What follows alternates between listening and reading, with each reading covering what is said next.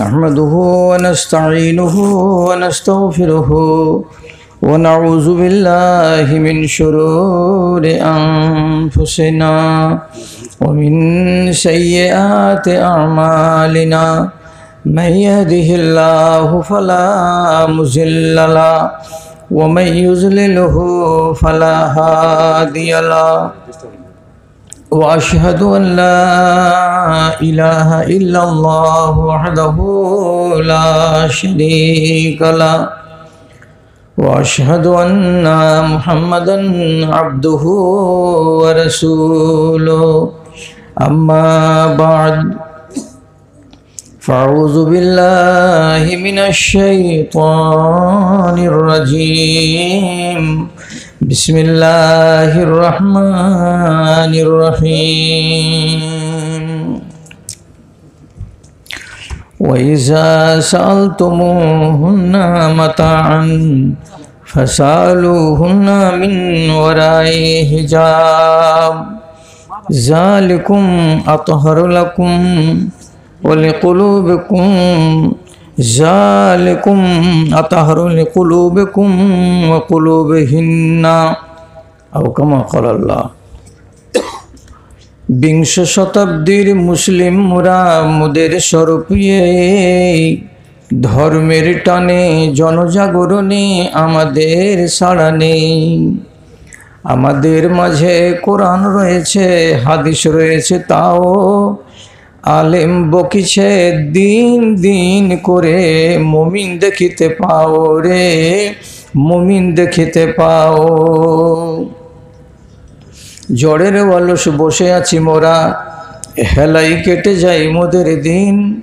বিশ্ব মানবের নজরে তাই মোরা আজ হয়ে গেছি এতই হীন। মুকাররমি সভাপতি সাহেব, সমবেত এই এলাকার বিভিন্ন প্রান্ত থেকে ইমানি জজবা নিয়ে ছুটে আসা আমার ভাই বন্ধুগণ তথা আড়ালে যদি থেকে থাকেন আমার স্নেহের মা ও বোন, ব্যাপারটা হলো পরম্পরার কাছে মানুষকে হার মানতে হয়। আজকের এই জালসাটা ছিল নিছক তাবলিগি জালসা। এখানে শ্রোতাদের উচিত ছিল একাগ্রতার সাথে এসে কথাগুলোকে শ্রবণ করা। এখানে আদায়ের কোনো ঝক্কি ঝামেলা ছিল না, বিষয়ভিত্তিক আলোচনাগুলো হচ্ছিল। কিন্তু যেহেতু গরু জবে হয়নি এবং দোকানপাটগুলোকে আসতে দেওয়া হয়নি আপনাদের সুবিধার জন্য, তখন আমাদের এই শেরশাবাদ জাতি এটাকে হজম করতে পারেনি, এই জন্য সব বয়কট করে বসে আছে। এই চারিদিকে গিজ গিজ করছে মুসলমানদের গ্রাম, আর এই 6খানা 7খানা গ্রাম কুড়িয়ে এই জনা 80 কিংবা 100 মতো লোক আপনারাকেই পাওয়া গেছে। যারা বক্তৃতা দিতে এসেছেন তাদের বুক, তাদের মুখ, তাদের মন মস্তিষ্ক কতটা চূর্ণ হয়েছে এটা দেখাবার নয়। যাই হোক, আমাকে আমার স্নেহবার মৌলভী আমিনুদ্দিন ফয়েজি যেটা কথা ইশারা করলেন যে ইসলামে নারীদের পর্দা সম্বন্ধে কিছু আলোচনা রাখতে হবে, সে বিষয়ে কটা কথা আপনাদেরকে বলছি। যদিও আমার নামে বরাদ্দ আছে 1.5 ঘন্টা, এই সময়টা দেখে আমাকে ভয় লাগে না, কিন্তু আমাকে ভয় লাগছে আপনাদের ধৈর্য দেখে। সবাই যদি চলে যেয়ে থাকে তো আপনি বা কেন বসবেন, সেই আশঙ্কায় ভুগছি বলে আমি নিজে থেকে 1.5 ঘন্টাকে কমিয়ে 1 ঘন্টা করে দিলাম। এর ভিতরেই কথা কয়টাকে শেষ করে দিব, দিয়ে আমরা সবাই মিলেমিশে বাড়ি যাব। পর্দার কথা বলতে গেলে আপনাকে একটু গোড়া থেকে নিয়ে আসছি। পৃথিবীর মাটিতে জীব জগতের অস্তিত্বকে বহাল রাখার জন্য আল্লাহ রব্বুল আলামিন প্রজনন পদ্ধতি চালু করেছেন, অর্থাৎ জনম নীতি বা জন্ম পদ্ধতি। জন্মের মাধ্যমে জীব দুনিয়াতে আসে এবং আয়ু শেষ হলে কোনোগুলো জীব চলে যায়, আবার কিছু জীব আমাদের প্রয়োজনে আমরা তাদেরকে জবে করে তাদেরকে দুনিয়া থেকে নিশ্চিহ্ন করে দিই। তো একগুলো প্রজননের মারফতে আসছে দুনিয়াতে, আর একগুলো জীব দুনিয়া থেকে চলে যাচ্ছে। যদি এই জনন পদ্ধতি না থাকতো তাহলে যতটি এককালে মানুষ আমরা ছিলাম, এইটি কবরে চলে যাওয়ার পরে দুনিয়াতে আর মানুষ থাকতো না। তাই আল্লাহ তাআলা প্রাণীকুলকে দুনিয়াতে বহাল রাখবেন বলে প্রজনন পদ্ধতিটাকে চালু করেছেন। আর প্রজনন কেমন করে হয় আল্লাহ তাআলা কোরআনে বলছেন, ইন্না খালাকনাকুম মিন যাকারিন ওয়া উনসা, আমি একটা নর এবং একটা মাদা থেকে তৈরি করি। এখানে শুধু মানুষের কথা বোঝানো হয়নি, অন্য আয়াতে স্পষ্ট করে দেওয়া হয়েছে মিন কুল্লি শাইইন, যত দুনিয়াতে প্রাণী আছে সব কিছুকেই আল্লাহ রাব্বুল আলামিন নর এবং মাদার মাধ্যমেই কি করছেন, তাদের বংশটাকে টিকিয়ে রাখছেন। একগুলো ছাগলের বাচ্চা জন্মিছে, একগুলো কসাইয়ের কাছে কাটা যাচ্ছে, একগুলোকে আমরা কবরে ভরে দিয়ে আসছি, আর আরেকগুলো সন্তান আমাদের বাড়িতে নতুন করে জন্ম নিচ্ছে। এটা হলো প্রজননের ধারা। এই প্রজননে দুজন মানুষ লাগে। আল্লাহ কোরআনে বলছেন একটা নর এবং একটা মাদা, দুজনকে দিয়ে আমি এটা তৈরি করলাম। এবার এই দুইজন আল্লাহ যে তৈরি করলেন, তো এদের ভেতরে রব্বুল আলামিন একটা তাগিদ তৈরি করলেন কি, যে এটা আমার নিয়াতে থাক অথবা না থাক, আমার নেচারের ভেতরে আল্লাহ তাআলা ভরে দিয়েছেন যে নারী এবং পুরুষ দুজনের মনের ভেতরে একবার করে জেগে উঠবে কামনা। এটাকে সোজা সোজা বাংলাতে যদি আরো ভালো করে বুঝতে চান তো তাকে বলা হয় জৈবিক চাহিদা। মানে একটা জীব হিসাবে ওর খিদা আছে, সেই খিদাটা জাগবে। তো শুধু পুরুষের জাগবে তা নয়, শুধু নরের জাগবে তা নয়, নারীরও জাগবে, মাদারও জাগবে। তখন নর খুঁজে বেড়াবে তার বিপরীত লিঙ্গকে, মাদা খুঁজে বেড়াবে ওর বিপরীত লিঙ্গকে, মাদাকে আকর্ষণ করবে তার বিপরীত লিঙ্গ নর, আর নরকে আকর্ষণ করবে তার বিপরীত লিঙ্গ নারী। এটাই আল্লাহ রাব্বুল আলামিন নিয়ম করেছেন। জীবনে কোনো দিন, খেয়াল করেন কথাটাকে, জীবনে কোনো দিন কোনো নারী ওর চোখের সামনে যদি একটা খুব সুন্দরী মেয়ে ছেলেকে দেখতে পায়, তাহলে বড্ড জোর বলবে, আহা এই মেয়েটি কত সুন্দর সুন্দরী, এইটুকুই বলবে, আর বেশি বলবে না। একজন মেয়ে আর একজন মেয়েকে দেখে এতটুকুই বলবে, বাকি এরকম কথা, এই মেয়েটাকে যদি পেতাম, এই মেয়েটাকে যদি আমি আমার সংস্পর্শে নিতে পারতাম, এরকমের কোনো কামনা, কোনো বাসনা একটা মেয়ে আর একটা মেয়েকে দেখে জীবনে কোনো দিন প্রকাশ করবে না। তেমনি একটা নর ওর চোখের সামনে যদি ইউসুফ আলাইহিস সালাতু ওয়াস সালামের মতো সৌন্দর্য এবং রূপে ভরা আর একটা যুবককেও দেখতে পাই, তো বড় জোর কি বলবে, ছেলেটাকে আল্লাহ কত সুন্দর করেছে গো, এর চেহারাগুলো কত আকর্ষণীয়। এইটুকু বলার পরে আর এখানে বলতে যাবে না যে এই ছেলেটাকে যদি আমি পেতাম, এর সংস্পর্শে যদি আমি আসতে পারতাম, এই বলে কোনো কামনা, কোনো বাসনা একটা বেটা ছেলে একটা বেটা ছেলেকে দেখে করবে না। কেন করবে না?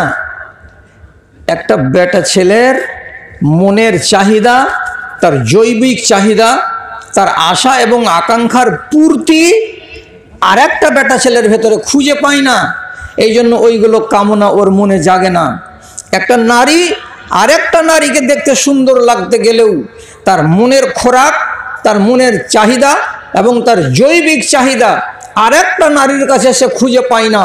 তার জন্য একজন নারী আর একজন নারীর প্রতি আকৃষ্ট হয় না, কি হয়, নিজের উল্টোটার দিকে আকর্ষিত হয়।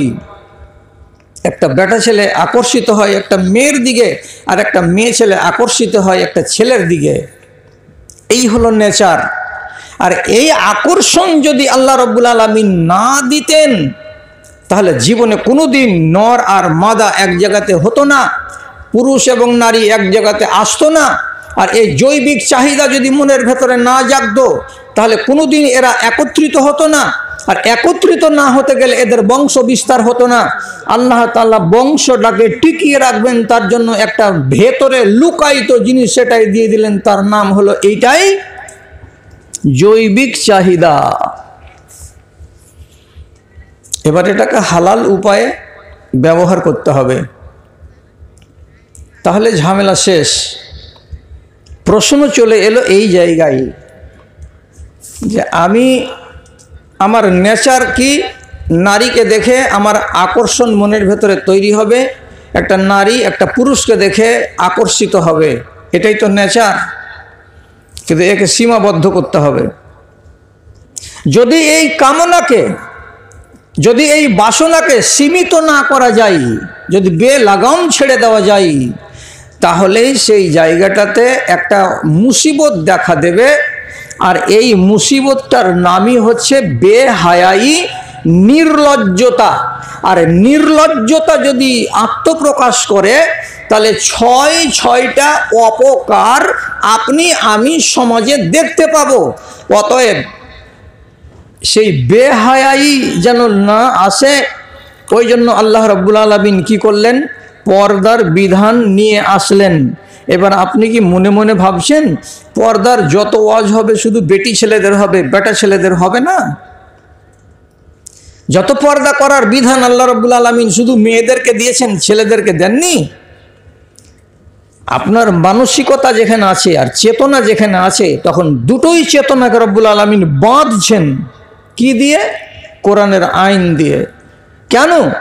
চেতনার সঙ্গে লিঙ্ক করা আছে, লিঙ্ক সংযুক্তিকরণ করা আছে। কার? আমার দৃষ্টিশক্তির লিঙ্ক করা আছে আমার চেতনার সাথে, আমার শ্রবণ শক্তির সঙ্গে লিঙ্ক করে রেখেছেন আল্লাহ রাব্বুল আলামিন। আমার চেতনা এবং আমার মানসিকতার সাথে আমার ছোঁয়া, আমার অনুভব করা, কাউকে ছুঁয়ে দেখার সাথে লিঙ্ক করে রেখেছেন আল্লাহ রাব্বুল আলামিন আমার চেতনাকে।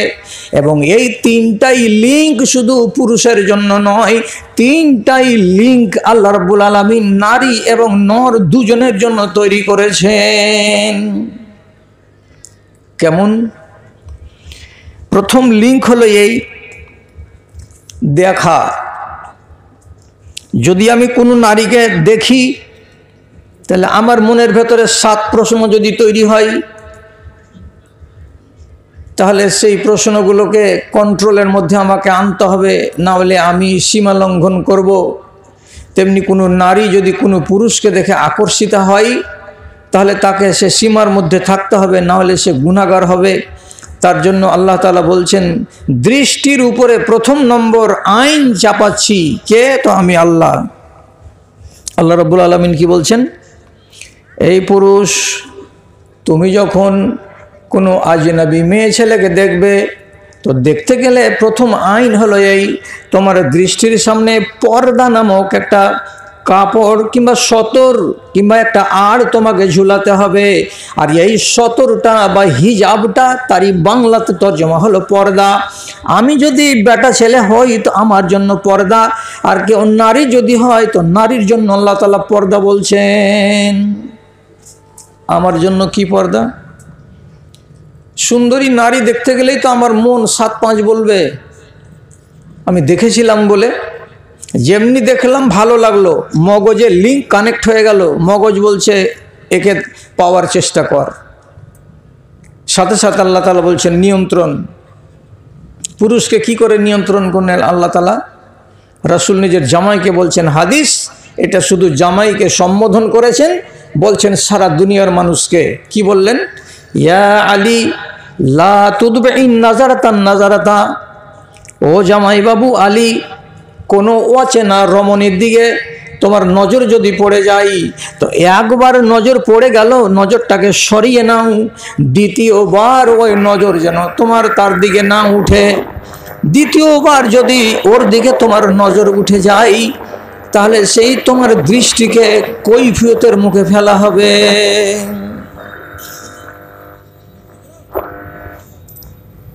লাটছো কেন জি? আমার মাইকটা তো খুব ভালো চলছিল।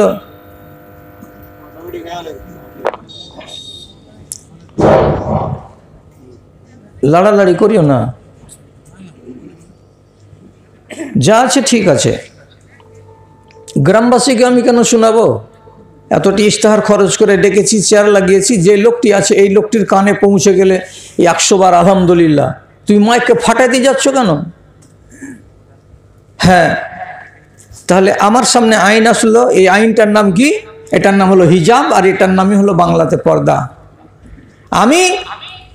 আমার ইচ্ছা জাগছে যে আমি এই মেয়েটি কে যাচ্ছে আমি তাকে দেখি, তো দেখতে গেলে যে লিঙ্ক হয়ে যাবে সাথে সাথে আমার মগজের সাথে, আমার কামনার সাথে। কত সুন্দরী গো, চেহারাটা কত ধপধপে গো, কার বেটি গো।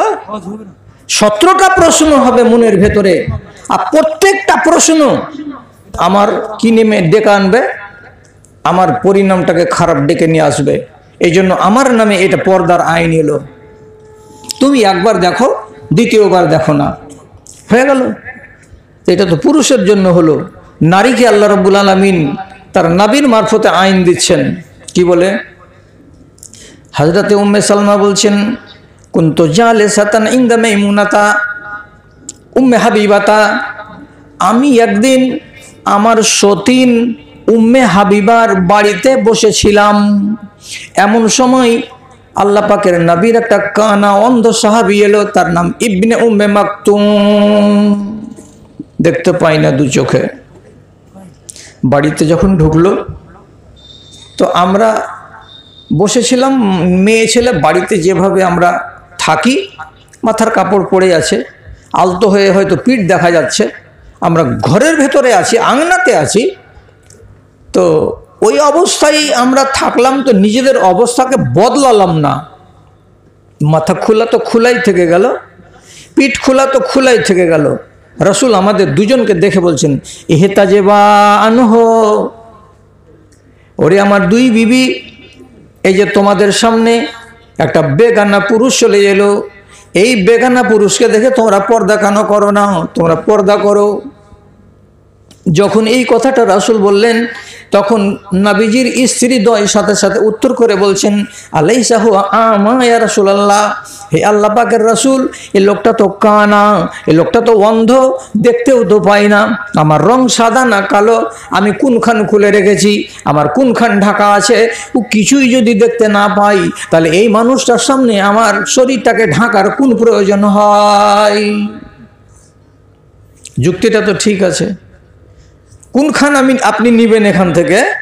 রাসূল ওকে বলছেন, আওয়ানে আনতুমা, আরে এই লোকটা যদি কানা হয়ে যে থাকে তাহলে তোমরা দুজন কি অন্ধ হয়ে গেছো, দু চোখের কানা হয়ে গেছো? ও দেখতে পায় না সেটা ওর ব্যাপার, তোমরা দুজন যে দেখতে পাচ্ছ একটা বেগানা পুরুষকে, তো তোমাদের দুজনের চোখের সামনে টাটি লাগাতে হবে কিনা? কে তোমাকে পাওয়ার দিল যে আজনবীটাকে তোমরা দেখবে?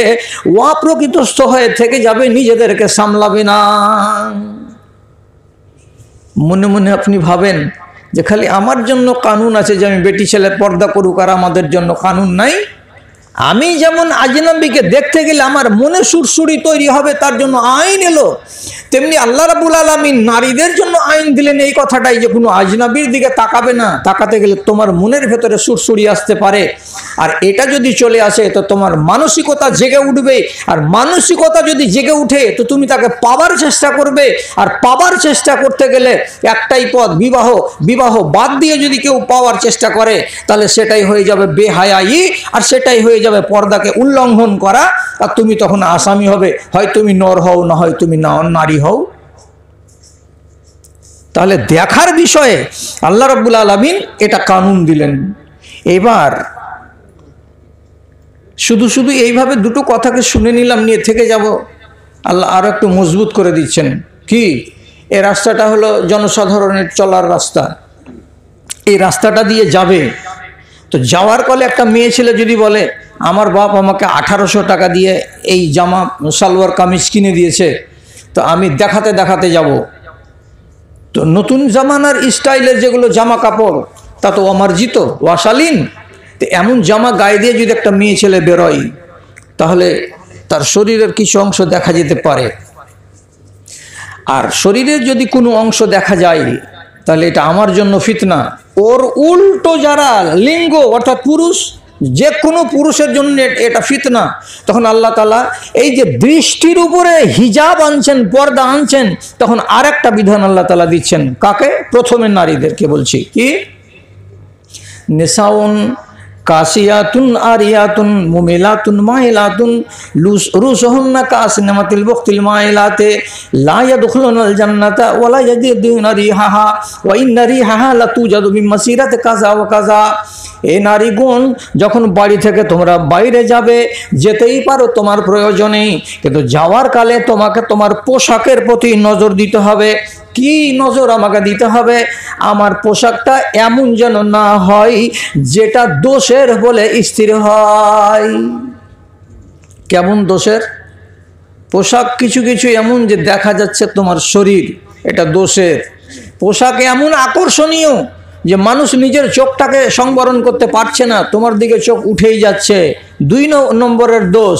আর 3 নম্বরের দোষ হলো এই পোশাকটা তোমার এত টাইট, পোশাকটা তোমার এত আঁটো সাঁটো যে পোশাকটা আঁটো সাঁটো হওয়ার কারণে তুমি একজন নারী হিসেবে তোমার শরীরে আল্লাহ রাব্বুল আলামিন যে চড়াই এবং উতরাই সৃষ্টি করেছেন, তো সেই চড়াই এবং উতরাই তোমার পরিষ্কার বোঝা যাচ্ছে, একটুও লুকাচ্ছে না এই টাইট পোশাক হওয়ার কারণে। অতএব এমন পোশাক যদি হয়ে যায়, তাহলে তুমি তোমার বিপরীত লিঙ্গকে উত্তেজিত করবে। সুতরাং ও যদি উত্তেজিত হয় তোমার দ্বারাই, তাহলে সে তো গুনাতে পা দেবে এবং তুমি তাকে গুনাতে ফেলে দেবে। এই জন্য দুজনই পাপী হবে, দুজনের মন কিন্তু স্থির থাকবে না, চেতনাতে লিঙ্ক হবে। আর লিঙ্ক হতে গেলেই আমি আপনি আর 10টা ছেলে যদি দেখে এরকম মেয়ে ছেলেকে, একজন আর একজনকে বলতে বাধ্য হবে কোথাকার মেয়ে এটা? বাংরুয়া থেকে এসছে, খোঁজ নিয়ে দেখ না মালটার বিয়ে হয়েছে না হয়নি। 7 প্রশ্ন জাগলো। যদি ও দিনদারের বেটি হতো, কথার কথা বলছি, তো ওকে যদি কোনো ছেলে এমন টিটকারি করে যে মালটা কোথাকার আছে, তোর ইজ্জতে তো হানা। আর যদি দিনদার ফ্যামিলিরই হবে, তো তাহলে এমন সুযোগটা কেন দিবে আমাকে যে আমি তোমাকে দেখে মন্তব্য করবে যে তুমি কালো না সাদা, তুমি ছোট না বড়? এই সুযোগটা ও যেন কোনো ছেলেকে না দেয়। একটা কানুন হয়ে গেল। 2 নম্বর কানুন, আল্লাহ রাব্বুল আলামিন আবার মেয়েদেরকে বলছেন কি? কোরআনে কারীম, ওয়ালা ইউবদিনা জিনাতাহুন্না ইল্লা লিবুলাতিহিন্না। নারীরা ফ্যাশন ভালোবাসে, সাজতে ভালোবাসে। সাজো মানা নেই, ঠোঁটে তুমি লিপস্টিক লাগাও, চোখে কাজল দাও, ফেয়ার অ্যান্ড লাভলি মাখো, এবং চুলগুলোকে সুন্দর সুন্দর শ্যাম্পু দিয়ে মেজে ঝকঝকে করে রাখো, ভালো ভালো জামা কাপড় পরো। একবারও মানা করছে না আল্লাহর শরিয়াতে। কিন্তু তোমার ঠোঁটের উপরে যে এই ডিজাইন, তোমার কপালের কাছে যে এই ডিজাইন, তোমার চোখগুলোকে যে কালো কালো করে রেখেছো, তোমার ঠোঁটগুলোকে যে লাল লাল করে রেখেছো, সুন্দর সুন্দর গয়না পরেছো, এই গয়নাগুলোকে পরে গায়ে দিয়ে সুন্দর সুন্দর লেবাস লাগিয়ে এত সজ্জিত হয়ে তুমি তোমার সাজ সজ্জাকে, খবরদার খবরদার বেগানা পুরুষকে দেখার সুযোগ দিও না। ওরা তোমাকে কিনে দেয়নি, সুতরাং ওরা এগুলো দেখার হকদার নয়। এবং একটা নারীকে যদি সজ্জিতা দেখতে পায় কোনো বেগানা ছেলে, তাহলে ওর যৌবনে আগুন লেগে যাবে। আর ছেলেটার সাথে সাথে তোমার ঠোঁটের লাল দেখে, তোমার চোখের চাহনিকে দেখে, তোমার ফেয়ার অ্যান্ড লাভলিওয়ালা চেহারাটাকে দেখে ওর মনের ভেতরে তোমাকে পাওয়ার নেশা জেগে উঠে যাবে। আর জায়েজ হবে না না জায়েজ হবে পরের কথা, 7 রকমের কল্পনা যদি মনের ভেতরে খেয়াল জেগে যায়, তাহলে সেই লোকটা গুনাহগার হয়ে যাবে। কেন? যে চেতনার সঙ্গে লিঙ্ক হলো তোমাকে পাওয়া। কেন করতে গেলে এই কাজ? ফুটানি করেছো, সাজসজ্জা করেছো, কে কে দেখতে পাবে? গ্রামবাসীকে কাউকে দেখাতে পাবে না। লে বউলাতে হিন্না, যত পারো নিজের স্বামীকে দেখাও। আবায়ে বউলাতে হিন্না, কিংবা তোমার স্বামীর বাপকে দেখাও, মানে শ্বশুরকে দেখাও, গুনাহ হবে না। আবনায়ে বউলাতে হিন্না, অর্থাৎ তোমার যদি স্বামীর আগেকার কোনো ছেলে থাকে তাহলে সেই ছেলেগুলোর সামনে দেখাও, কোনো অসুবিধা হবে না। তোমার নিজের ছেলের সামনে দেখাও, তাহলে কোনো অসুবিধা হবে না। মেয়েদের সামনে যদি দেখাও তাহলে কোনো অসুবিধা হবে না। এই 5 থেকে 6 রকমের মানুষকে বাদ দিয়ে পৃথিবীর কোনো মানুষের সামনে তোমার রূপ, তোমার সজ্জা, এগুলো কাউকে দেখাতে পাওয়া যাবে না। যদি দেখাও তো তুমি আসামি হবে। কেন? যে একটা মানুষের ঘুমন্ত চেতনাকে তুমি সুর দিয়ে কেন জাগাতে গেলে? এর নাম পর্দা। শুধু একটা মাথায় কাপড় চাপিয়ে দিলাম, মুখটাকে ঢেকে দিলাম, এটার নামই শুধু পর্দা, এটা কথা নয়। পর্দার লম্বা চওড়া সংজ্ঞা। হ্যাঁ, আল্লাহ রাব্বুল আলামিন লিঙ্ক করেছেন আর কার সাথে? আমার শ্রবণ শক্তির সাথে। আমার কানে যদি কিছু আসে তাহলে কান আমাকে সংবাদ দেবে, আর এই সংবাদ যদি আমার বিবেকের কাছে পৌঁছাই তাহলে আমার বিবেক নড়ে চড়ে বসতে পারে। আর এই জন্য আল্লাহ রাব্বুল আলামিন কি করেছেন? কানের লিঙ্ক করে দিয়েছেন আপনার চেতনার সাথে, আপনার মন এবং মিজাজের সাথে। তার জন্য যে কোনো নারী জাত সম্পর্কে আল্লাহ তাআলা স্পষ্ট করে কথা বলে দিয়েছেন কোরআন মাজিদের ভেতরে, ফালা তাখজানা বিল কাউলে। ও মেয়ে ছেলেরা, তোমরা যদি বেগানা লোকের সাথে কথা বলো তাহলে লচকদার ভঙ্গিমাতে কথা বলবে না, মিঠা মিঠা করে কথা বলবে না। যদি অত্যন্ত প্রয়োজন পড়ে যায় তাহলে পরে জরুরি কথা কয়টাকে বলে দিয়ে ক্ষান্ত হও। এছাড়া অতিরিক্ত কথা বলতে গেলে তুমি যদি লাকুস করে ভাষা তৈরি করো এবং তুমি মেয়েলি কণ্ঠে যদি মিঠা মিঠা করে কথা বলো, তাহলে যেই লোকগুলোর মনের ভেতরে দুর্বলতা আছে সেই লোকগুলা তোমার এই লচকদার কথাই পড়ে গিয়ে ইমানটাকে নষ্ট করে দেবে। তার জন্য আল্লাহ তাআলা বলছেন, ফালা তাখজানা বিল কাউলে, খবরদার তোমরা যখন আজনবীর সঙ্গে কথা বলবে তখন নরম নরম করে, মিষ্টি মিষ্টি করে, আলতো আলতো করে, ধীরে ধীরে হেসে হেসে কথা বলবে না। তোমার কণ্ঠ নারী জাতির না পুরুষ জাতির ঘুমন্ত চেতনাকে জাগিয়ে দিতে পারে। এই জন্য মেয়ে ছেলের আওয়াজ জোরে হয় না, মেয়েরা আজান দিতে পায় না। মেয়ে ছেলেরা ঘরের মধ্যে যদি নামাজ পড়ে তাহলে হয়তো কেরাত করবে, আর যদি বাইরে নামাজ পড়ে আর আশেপাশে বেটা ছেলে থাকে তো সেক্ষেত্রে মেয়ে ছেলে বিলে জোরে তিলাওয়াতও করবে না। আর তোমাদের জন্য আজান জোরে দেওয়ার কোনো বিধানও নেই, কেন যে তোমার গলাতে আল্লাহ রাব্বুল আলামিন মিঠা স্বর দিয়েছেন, আর সেই স্বর শুনতে গেলে পুরুষের মন কি করে? একটু উড়ু উড়ু উড়ু উড়ু করে। অতএব তোমাকে সাবধান করা হচ্ছে, তুমি কি করো? এখানে পর্দা খাড়ো করো। বিশ্বাস যদি না লাগে তাহলে আপনাকে আর কি বলবো, যে নারীদের আওয়াজ মানুষকে যে আকৃষ্ট করে তো তার একটা জিন্দা উদাহরণ দিচ্ছি। আপনার মোবাইলে একটা ফোন এলো, ফোনটা ওদিক থেকে বলছে, হ্যালো বাবলুদা বলছেন নাকি? তো আপনার নাম তো আব্দুর রহমান, আরও কি বলছে ওদিক থেকে, হ্যালো বাবলুদা। তো এদিক থেকে কী জবাব হবে? রং নাম্বার আছে, রাখো। ও যদি বলে কোথায় লেগেছে ভাই ফোন, দাদা ফোনটা কোথায় লেগেছে? তো বেটা ছেলের আওয়াজে কোনো মধু পায় না, তো তখন বলছে তোর বাপের বাড়ি লেগেছে, রাখ শালা, রেখে দিল।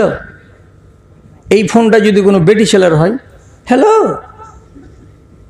সুবল বাবু আছেন বাড়িতে?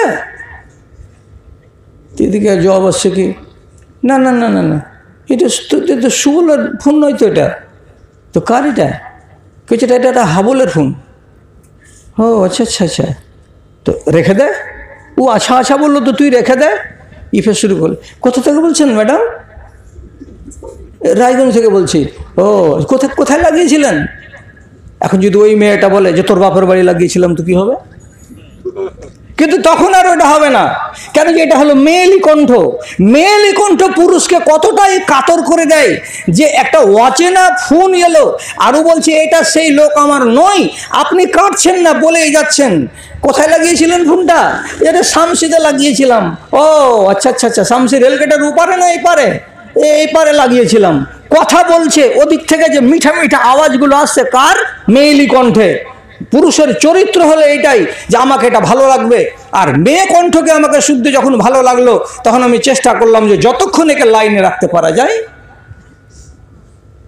জি, কতগুলো কোম্পানি আছে, হঠাৎ করে ফোন লাগিয়ে দিয়ে, হ্যালো স্যার আপনি কোথা থেকে বলছেন?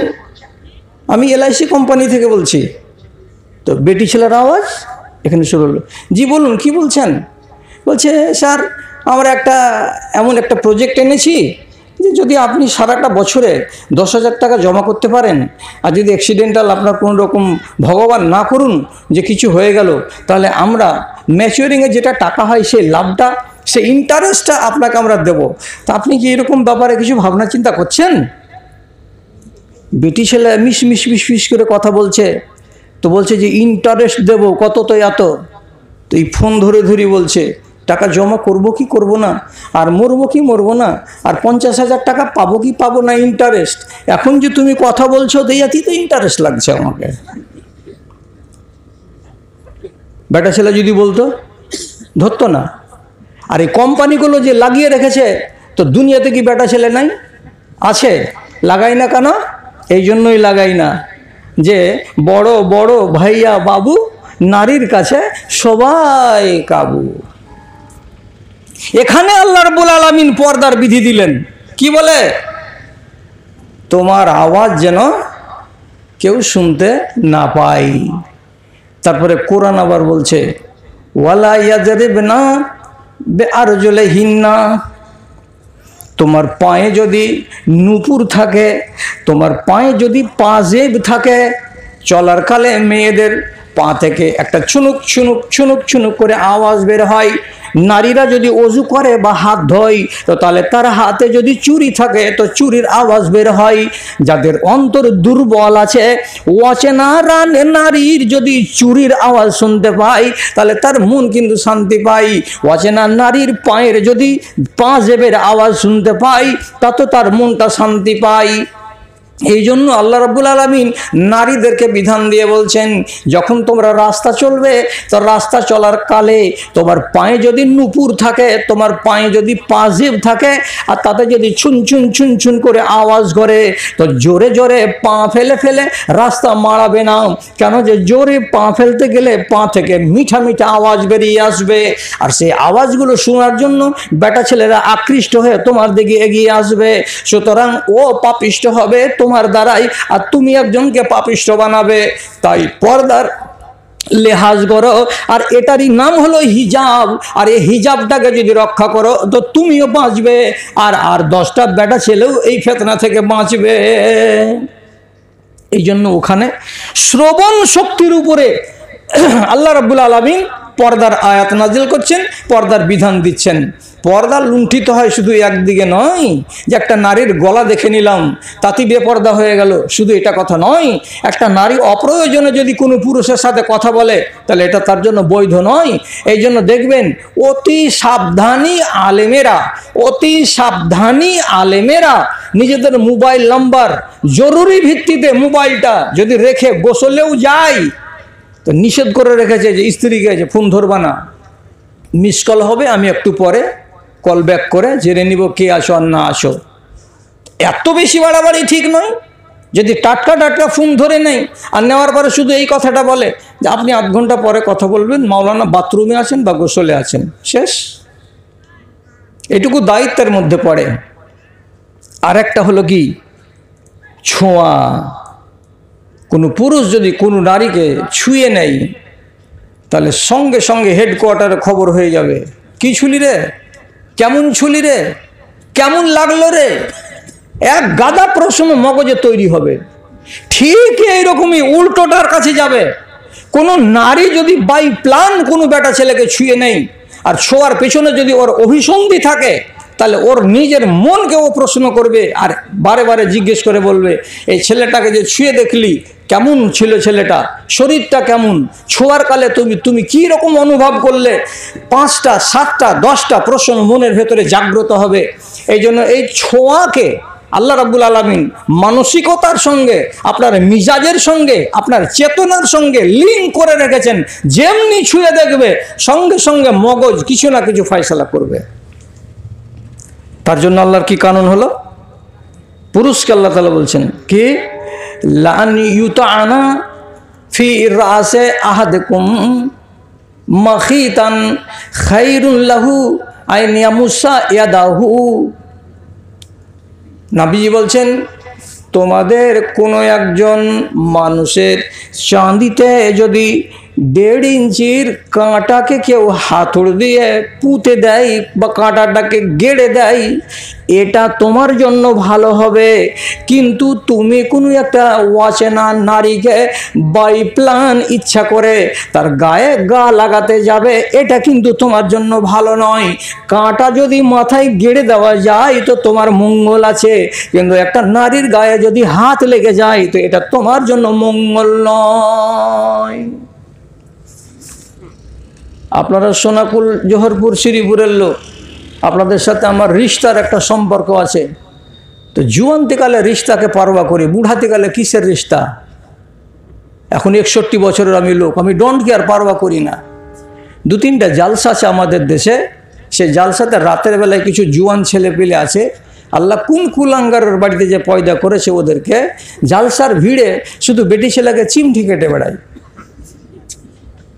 ও ওকে বলবে, ওকে বলে, কয়টাকে চিমটি কাটলি বে? বলছে, একজনকে এমন চিমটি কেটেছি, বিষিয়ে দিয়েছে, একবারে সাবাকে বিষিয়ে দিয়েছে। ওকে ওইটা ভালো লাগছে কেন? যে বয়সটা তার এইভাবেই সে এখানে সেখানে হুড়কি মারবে, এটা তার বয়স।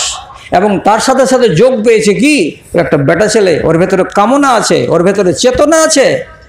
কিন্তু এই যে বৈধ নয় অবৈধ পথে এগিয়ে যাচ্ছে, হুড়ে এবং ভিড়ে কোনো নারীর সঙ্গে যদি বাই প্ল্যান ইচ্ছা করে যদি কি করে, তাকে টাচ করে, তাকে ছুঁয়ে নেয়, তার গায়ে হাত দিয়ে দেয়, তাকে চুমু দিয়ে দেয়, এগুলো সব অপরাধের অন্তর্গত। তার জন্য রাসূল বলছেন, তোমার মাথায় যদি কেউ কি করে, কাঁটা গেড়ে দেয়, এটাও তোমার জন্য ভালো, কিন্তু ওটা তোমার জন্য ভালো নয় যে তুমি কোনো একটা আজনাবী মেয়ে ছেলের গায়ে হাত লাগাও। অন্য একটা হাদিস আছে তাবরানিতে, কিন্তু হাদিসটা দেখার সুযোগ পাইনি। আল্লাহ জি হাদিসটাকে তুমি সহি করে দিও কমসে কম। লাত্তাখিন বিতিনিন আও হামাইন খায়রুন লাহু আন ইয়াতাল্লাত্তাখা আও ইয়ামুসা জাসাদাহু বিইমরাতিন। বেটা ছেলে, তুমি যদি একটা শুয়ারের সঙ্গে তোমার গায়ে গা লেগে যায়, যে শুয়ারটা কাদাতে ডুবেছিল, তার গায়ে কিচড় লেগে আছে, গন্ধগি লেগে আছে, অপবিত্র জিনিস লেগে আছে, এমন একটা কাদাতে ডুবে থাকা, ময়লাতে ডুবে থাকা শুয়ারের সাথে তোমার কাপড়ের এবং তোমার শরীরে যদি ঘেঁষা লেগে যায়, আর যদি ঠেঁসা লেগে যায়, এটা তোমার জন্য ভালোই হবে। কিন্তু তোমার শরীরটা যদি একটা অচেনা নারীর সাথে লেগে যায়, তো ওইটা লেগে যেতে গেলে যত ক্ষতি হবে, যত তোমার বরবাদ হবে, তার চাইতে এটা কম হবে যে একটা শুয়ারের সঙ্গে তোমার গা লেগে গেল, বাড়ি যাবে, জামাটাকে খুঁচে দেবে, পরিষ্কার করে দেবে, তোমার সব ঝামেলা চুকে যাবে। আর নারীর সঙ্গে যদি তোমার গা লেগে যায়, যেটা অচেনা আজনাবী নারী, তোমার জন্য হালাল নয়, তাহলে তার কাছে যদি তোমার গা লেগে যায়, আল্লাহ পাকের নবী বলছেন, শুয়ারের গায়ে গা লেগে যাওয়াও ভালো, কিন্তু এটা তোমার জন্য হরগিজ ভালো নয়। এটাও বিধান। তো এখানে হাদিসের ভাষাটা কি? আহাদুকুম, কুম মানে তোমাদের মধ্যেকার কেউ। এবার আমি নারীর জন্য ব্যবহার করতে পারি, আমি নরের জন্য এটাকে ব্যবহার করতে পারি, আর যারই জন্য ফিট করব তারই জন্য এটা ফিট হয়ে যাবে, কোনো অসুবিধা তো হবে না। ও যেন বাই প্ল্যান কোনো কাউরি কাছে এই কাজে না যায়, আর আমি যেন বাই প্ল্যান কাউরি কাছে এই কাজে না যাই। এটার নাম হলো পর্দা। কেন পর্দা করবো এতজি? পর্দার পাশে কেন লেগে আছি? শুধু এই জন্য লেগে আছি কি, একটা পর্দা নামের জিনিস যদি না থাকে, তাহলে সেই ছেলেটাকে আর সেই মেয়েটাকে নতুন একটা নাম দেওয়া যায়, তার নাম হলো কি বেহায়া। আর যদি এটা থাকে তো তার নাম হলো হায়া।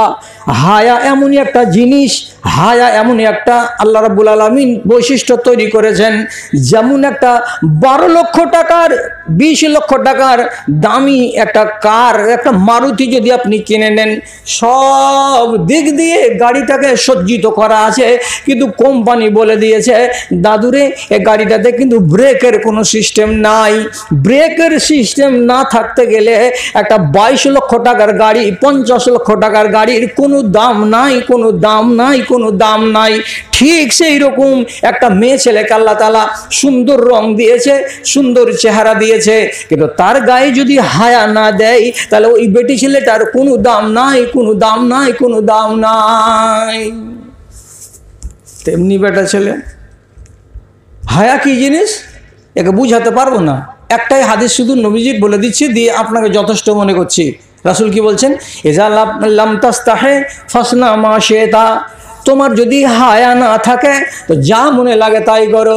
তোমার লজ্জা যদি না থাকে তো যা মনে লাগে তাই করো। লজ্জা তো নাই তো তোমার যে কোনো কাজ করতে ভয় কিসের আছে বলো তো? 80 বছরের থরথরে বুড়া চাকরকে বলছে বিয়ে করবে একটা।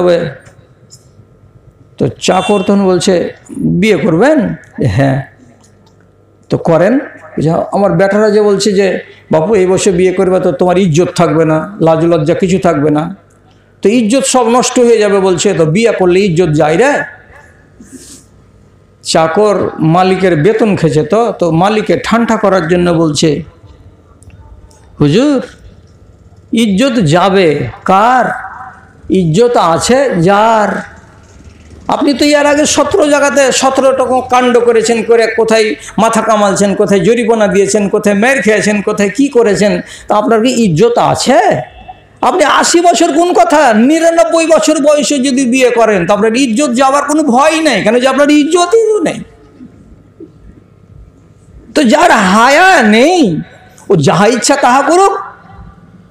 এক নির্লজ্জকে বলেছিল এইবার যদি তুই ধরা পড়েছিস তো তাহলে তোকে এইবার করবে কি, মানুষ তোর গলাতে কানখা দিয়ে ঘুরিয়েছিল, এইবার যদি তুই ধরা পড়িস ফের ওই কাজে তাহলে আল্লাহর পক্ষ থেকে গজব আসবে কি যে তোর পাছাতে বোরের গাছ বাহির হবে।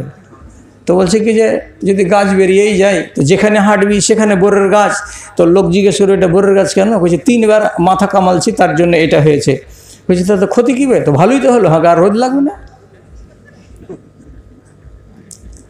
হায়াখোরকে বুঝাবার জন্য যদি এটা দিলাম যে বোরের গাছ বেরিয়ে যাবে পাছায়, তো তাতেও লজ্জা হলো না, বলছে আমাকে আর রোদ লাগবে না।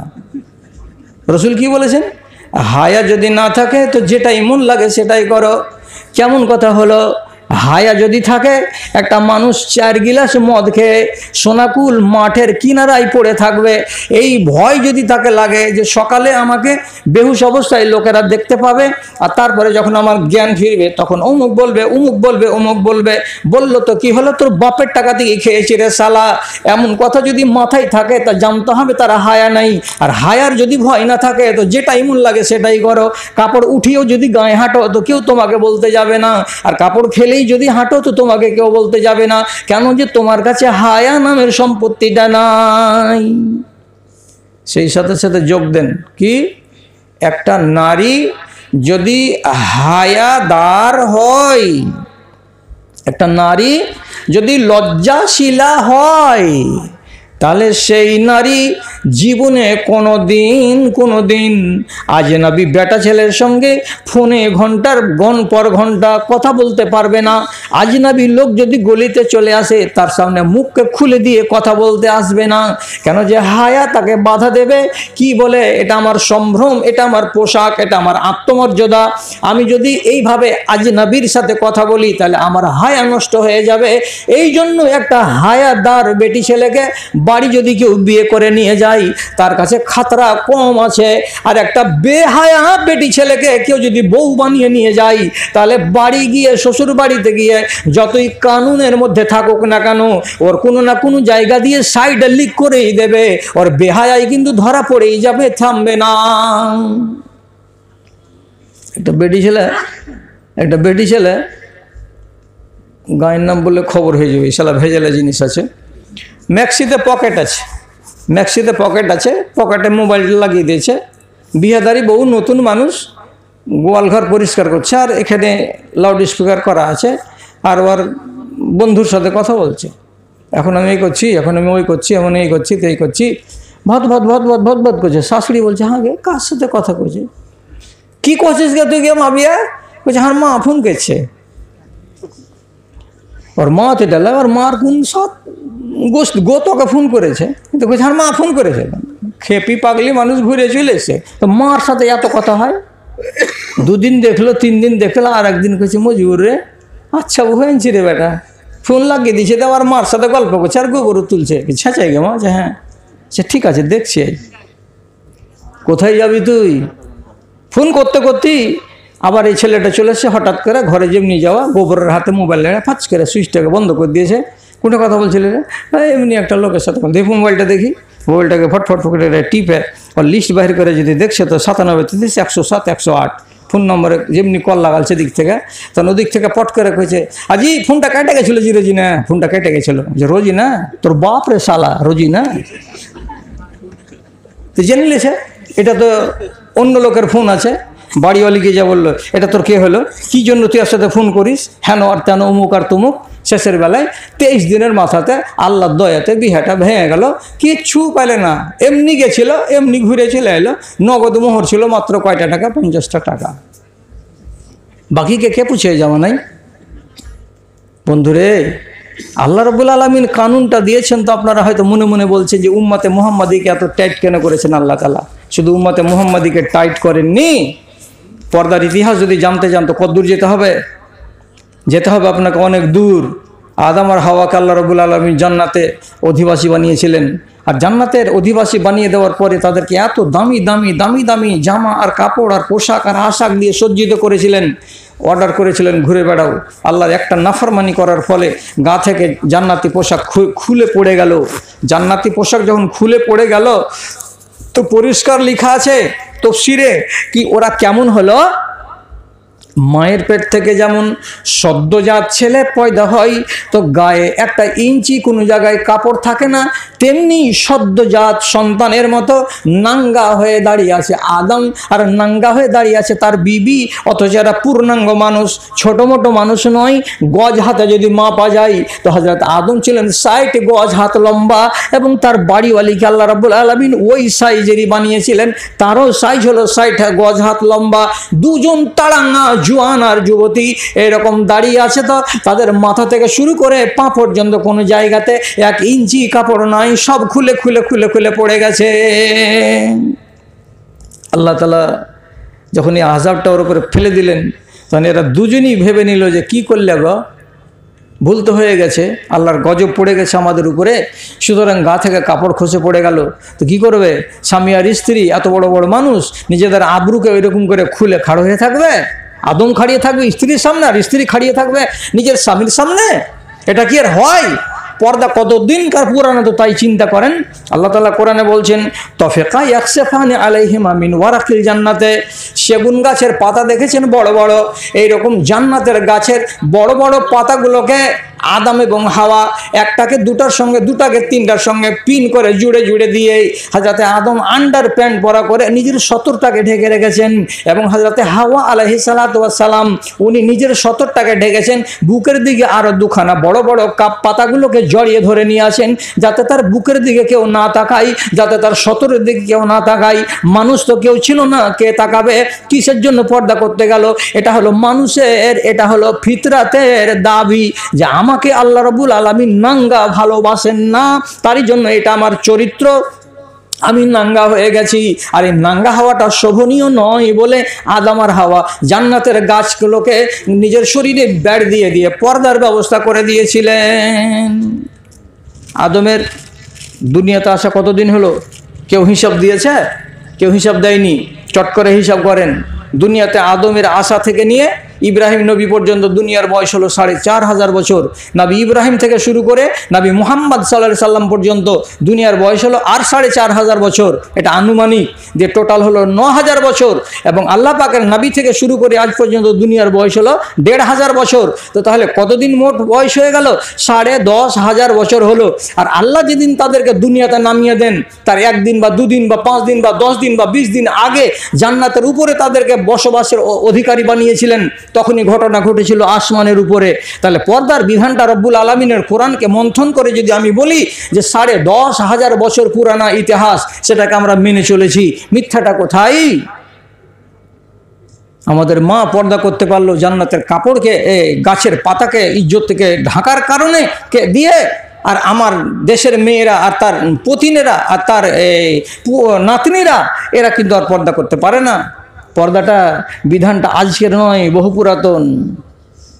মারিয়াম সম্বন্ধে লেখা আছে হযরত ঈসা নবীর মার কথা কোরআন মাজিদে, ফাত্তাখাযাত হিজাবান মিন দুনিন নাসে, বাপের সামনেও আসতেন না, মায়ের সামনেও আসতেন না, গ্রামবাসীর সামনেও আসতেন না। হযরতে মারিয়াম কি করতেন? সব সময় একটা নির্জন জায়গাতে থাকতেন, যাতে ওকে কেউ দেখতে না পায়। গ্রামের লোক তো দূরের কথা, মা বাবা ভাই বোন আগে গানা বেগানা এরা কেউ যেন আমাকে দেখতে না পায়। এই জন্য আল্লাহ কোরআন বলছেন ফাত্তাখাযাত মিন দুনিহিম হিজাবা, পর্দা করে থাকতেন হযরতে মারিয়াম। সেদিন ঘটনা ঘটবে, ঋতু অবস্থায় যখন চলে আসেন তখন মসজিদ থেকে নেমে যান, খালার বাড়িতে থাকেন, আর 4 দিন ঋতুর হালাত যখন কেটে যায় তখন আবার চলে আসেন মসজিদে, কেন যে ওর মা ওকে মসজিদের জন্যই নজরবিনি ছিল। তো ঋতু অবস্থায় পাক হবে তার জন্য গোসলখানাতে ছিল, আর ওই গোসলখানার ভেতরে এবার কি হলো? ফাতামাসসালা লাহা বাশারুন সাবিয়া, গোসলখানার ভেতরে নাঙ্গা হয়ে হযরতে মারিয়াম গোসল করছিলেন। আর সেই জায়গাতে হযরতে জিবরিল আলাইহিস সালাতু ওয়াস সালাম চলে এলেন তার সামনে। আর যেমনি জিবরিল মানুষের আকৃতি নিয়ে তার সামনে এসেছে, সাথে সাথে মারিয়াম তার দিকে আঙুল তুলে বলছে, আমি আমার বাপের সামনে আসি না, আমি আমার ভাইয়ের সামনে আসি না, আমি আমার গ্রামের লোকের সামনে আসি না, অথচ আমি এত ঘেরার ভেতরে ছিলাম, তোমার মতো লোকটা এই ঘেরার ভেতরে কেমন করে চলে এলো? তুমি দূরে চলে যাও, তুমি দূরে চলে যাও। ইনকুন্তা তাকিয়া, তুমি যদি পরেজগার মানুষ হও, তুমি যদি ভদ্রলোক হও, এই এলাকা থেকে বাইরে চলে যাও। তোমাকে আল্লাহর কসম দিই, আমাকে এখানে আর তুমি জ্বালা পোড়া করো না। জিবরিল কি বললেন? আমি মানুষ নই, আমি মানুষের মতো মানসিকতা নিয়ে আসিনি, আমাদের কাউরি যৌবন দেখার লালসা নেই, আমরা নারীদেরকে উলঙ্গ দেখলেই বাকি আর ঢাকা দেখলেই বাকি, আমাদের মনের ভেতরে কোনো উত্তেজনা তৈরি হয় না। সুতরাং তুমি ওইগুলো নিয়ে চিন্তা করো না, আমি আল্লাহর ফরিস্তা, আমি তোমাকে একটা রূহ তোমার পেটের ভেতরে ফুঁকে দেওয়ার জন্য এসেছি। এদিকের ঘটনা বাদ, যেটা কথা বলছি সেটাই শুনুন। হযরত মারিয়ামের ইতিহাসে সেখানে কি বলা হচ্ছে যে তিনি হিজাবকে কন্ট্রোলের মধ্যে রেখেছিলেন এবং নিজেকে হিজাবের মধ্যে রেখেছিলেন। তাহলে মারিয়াম যদি ঈসা নবীর মা, নবীর জন্মের 700 বছর আগে তার জন্ম হয়েছিল, তিনি এই জিনিসটাকে মেনে চলেছেন, আর আজ আমি মানতে পারি না। দুনিয়াতে যত খ্রিস্টান মেয়ে ছেলে দেখবেন যারা পাদ্রীদের ইয়েতে থাকে, গির্জাতে থাকে, হ্যাঁ না যদি দেখে থাকেন তো বলবেন, আর না দেখে থাকেন তো না বলবেন। কিছু কিছু মেয়ে ছেলেকে দেখেছেন জীবনে, যারা হাতের কবজি পর্যন্ত দুটোই আর পুরো মুখটাকে, সারা শরীরটাকে মেয়েগুলো ঢেকে রাখে, আর ওর গলাতে ওদের সামনে একটা কি ঝুলে, ঢেরা পাখরি ঝুলে, শুলি কাষ্ট ঝুলে। এই মেয়েগুলো হচ্ছে কে? এই মেয়েগুলো হচ্ছে সিস্টার। সিস্টারের মানে কি? বোন। এরা কারা? যারা নিজের যৌবনকে উৎসর্গ করেছে কার নামে? গির্জার নামে। মাদার টেরেসাকে চেনেন না? চিনেন না? কোনোদিন দেখেছেন যে মাদার টেরেসার মাথা থেকে কাপড় পড়েছে? পড়ে না। যত হাজার হাজার সিস্টার দেখতে পাবেন ঈসা নবীর ধর্মের ভেতরে, তারা সব পর্দা করে আছে, কোনোদিন পর্দা করা ছাড়ে না। কেন ছাড়ে না? যে মারিয়াম ঈসা নবীর মা, এ তো হলো আমাদের গোড়ার ইতিহাস। ও যদি হিজাবকে মানতে পারে তো আমরা কেন মানতে পারবো না? তারা মেনে চলছে, আর আমাদের নবীর উম্মতিরা এই পর্দাকে মেনে চলতে পারে না। হিজাব আজকের নয়, আজকের নয়, খবরদার ভুল করবেন না। আল্লাহ পাকের নবীর জন্মের 2500 বছর আগে একটা নবী এসেছিলেন দুনিয়াতে, তার নাম মুসা আলাইহিস সালাতু ওয়াস সালাম, যার কথাগুলো মৌলানা মুজাম্মিল একটু ইঙ্গিত করেছিলেন। গেছিলেন কোথায়? মাদায়েন পালিয়ে গেছিলেন মুসা নবী মার্ডার করে দেওয়ার পরে, আর ওই জায়গাতে ছাগল ছাগলকে পানি পান করালেন। দুটো মেয়ে ছেলে ভিড়ের কারণে ইন্দারার কাছে যেতে পারছিল না। এই মুসা নবী বিদেশি মানুষ, ছাগলকে পানি পান করিয়ে দিয়ে ওখানে বসে আছেন এক জায়গাতে, আর দিয়ে নিজে নিজে বলছেন, আল্লাহ আমি বিদেশি, এই জায়গাতে আমাকে কে আশ্রয় দেবে? মেয়ে দুটো বাড়ি গেল, আর বাপকে যে বলছি, আল্লাহ একটা সুন্দর আমানতদার ছেলে পেয়েছিলাম বাজান, আমাদের ছাগলগুলোকে পানি পান করিয়ে দিয়েছে।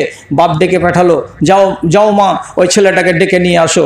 এবার দুটাই বেটি, বেটা একটাও নাই। হযরত ইয়াকুব শুআয়ব আলাইহিস সালাতু ওয়াস সালামের দুই বেটির ভেতরে এক বেটি এলো তাকে ডাকতে। তো ডাকতে যে আসছে, তো কোরআন কি বলছে?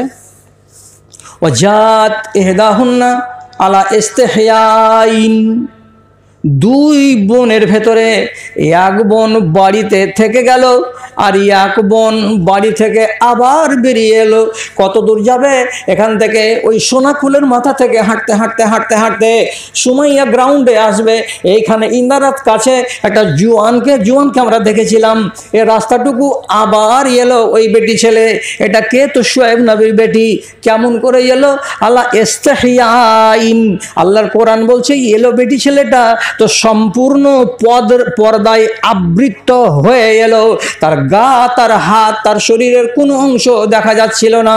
এতটা পর্দাকে গুরুত্ব দিয়ে মেয়ে ছেলেটি নবী মুসাকে ডাকতে এলেন। তিনি আল্লাহর কাছে সন্ধ্যাবেলায় দোয়া করছিলেন, মালিক আল্লাহ, বিদেশের মাটিতে আছি, থাকার জায়গা নাই, পেটের ভাত কোথায় হবে তারও ভাবনা নাই। আল্লাহ তুমি ব্যবস্থা করে দাও, ব্যবস্থা করে দাও। রব্বুল আলামিনের কাছে দোয়া করে নবী মুসা গাছের তলায় বসেছিলেন। এই বেটি ছেলেটা তাকে নিয়ে গেল তার বাপের বাড়ি। কথাবার্তা চলার পরে ওখানে ঠাঁই হয়ে গেল। আর সকালবেলায় প্রস্তাব চলে এলো নবী শুআয়বের কাছ থেকে, এই লোকটা, তুমি যদি আমার একটা বেটিগুলোকে বিয়ে করো তো তাহলে এই শর্তে তুমি বিয়ে দেবো যে আমার বাড়িতে 8 বছর তুমি ছাগল চড়িয়ে দেবে, আর এটাই হলো তোমার মোহরানা। নবী মুসা রাজি হয়ে গেলেন ছাগল চড়িয়ে দিতে, আর নবী শুআয়বের একটা বেটিকে ওইখানে বিয়ে করে নিলেন। কালকে সন্ধ্যাবেলায় দোয়া করেছিলেন, আল্লাহ আমার রুজির ব্যবস্থা দাও, রুটির ব্যবস্থা দাও। সকালবেলায় আল্লাহ রাব্বুল আলামিন রুটির ব্যবস্থা দিলেন, আর রুটি যে পাকাবে, পাকানে ওয়ালিরও ব্যবস্থা করে দিলেন। দুটাই হয়ে গেল। কেমন হয়েছিল মেয়েটা? ইস্তেহয়া।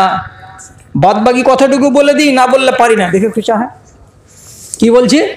এগুলো তো মৌলানা আছে ডানে আর বামে, এগুলা মৌলানা ভুল টুল ধরলে আমি সামলে দেবো কোনো রকম করে। খুব আমার থেকে মানে যারা বেশি বাঘা, দেখি আমি দিন একটু, এটা যদি বাঘা থাকে, আর বাঘা খালি হলে হয় না, কাজিয়াখর যদি থাকে তাহলে সামলানো মুশকিল হয়। তো আজকালকার মাওলানারাকে সামলানো বড় কঠিন হয়ে গেছে।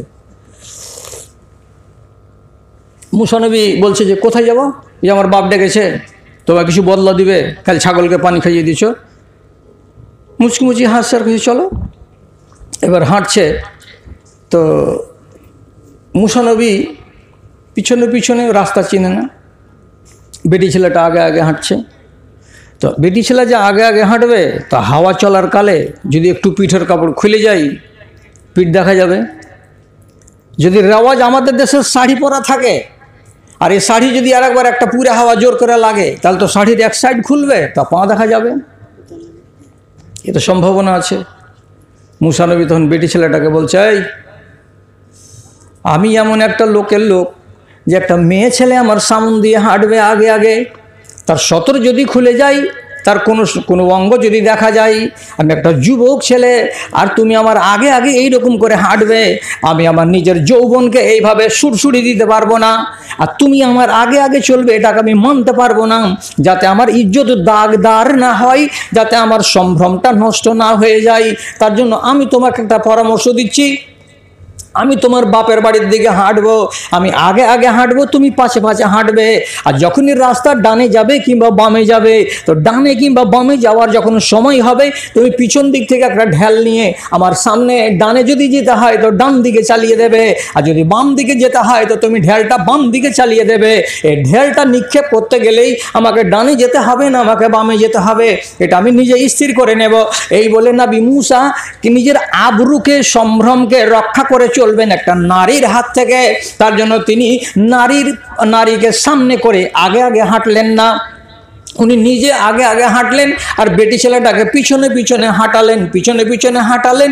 আর এই করে তিনি শুআয়ব নবীর বাড়ি পর্যন্ত পৌঁছে গেলেন। এগুলা তো হলো দুনিয়ার কথা। মৌলভী আব্দুর রহমান আর মৌলভী আমিনুদ্দিন, দুজনে কি বলছি, আচ্ছা জান্নাতে ভালো পর্দা হবে যে, বেটি ছেলেকে কি ওখানে পর্দা টর্দা করতে হবে না, খালি দুনিয়াতে আল্লাহ রাব্বুল আলামিন পর্দার বিধান দিয়েছেন? আমি খেটে খুঁটে দেখছি তো একটা হাদিস বুখারীতে আছে, ওই হাদিসটা, আর সূরা রহমানে একটা আয়াত আছে, ওই আয়াতটা দেখে আমার আক্কেল বলছে যে দুনিয়াতে শুধু পর্দা নেই, পর্দা মনে হয় জান্নাতেও থাকবে। ওটা কি আছে? কোরআন মাজিদের সূরা রহমানে একটা আয়াত আছে, ফিহিন্না কাসিরাতুত তারফে লাম ইয়াতমিসহুন্না ইনসুন কাবলাহুম ওয়ালা জান। জান্নাতের ভেতরে এগুলো বেটি ছেলে থাকবে। বেটি ছেলেগুলো কেমন আনত নয়না, মেয়ে ছেলেগুলো কোনোদিন মাথা চেড়ে এইরকম করে তোমাদের দিকে আমাদের দিকে যেদিকে সেদিকে তাকাবে না। লাজুকুল লাজুকু চেহারা নিয়ে তারা সব সময় নিজের নয়নকে নিচু করে রাখবে। আর এইরকম সুন্দরী সুন্দরী মেয়ে ছেলে থাকবে যাদেরকে কোনো জিনের বাচ্চা এবং যাদেরকে কোনো ইনসানের বাচ্চা আজ পর্যন্ত ছুঁয়ে দেখেনি, জান্নাতে যাবে তারপরে ছুঁয়ে দেখবে। তো যখন মেয়ে ছেলে কোনোটা যদি নিচুমুখী হয় আর তার নজর যদি নিচু দিকে থাকে, মাটির দিকে থাকে, তাহলে আমার মন বলছে এটাই হলো পর্দার আলামত। ওরা উপর দিকে যেদিকে সেদিকে তাকাবে আর তাকে বেপর্দা হতে যাবে না।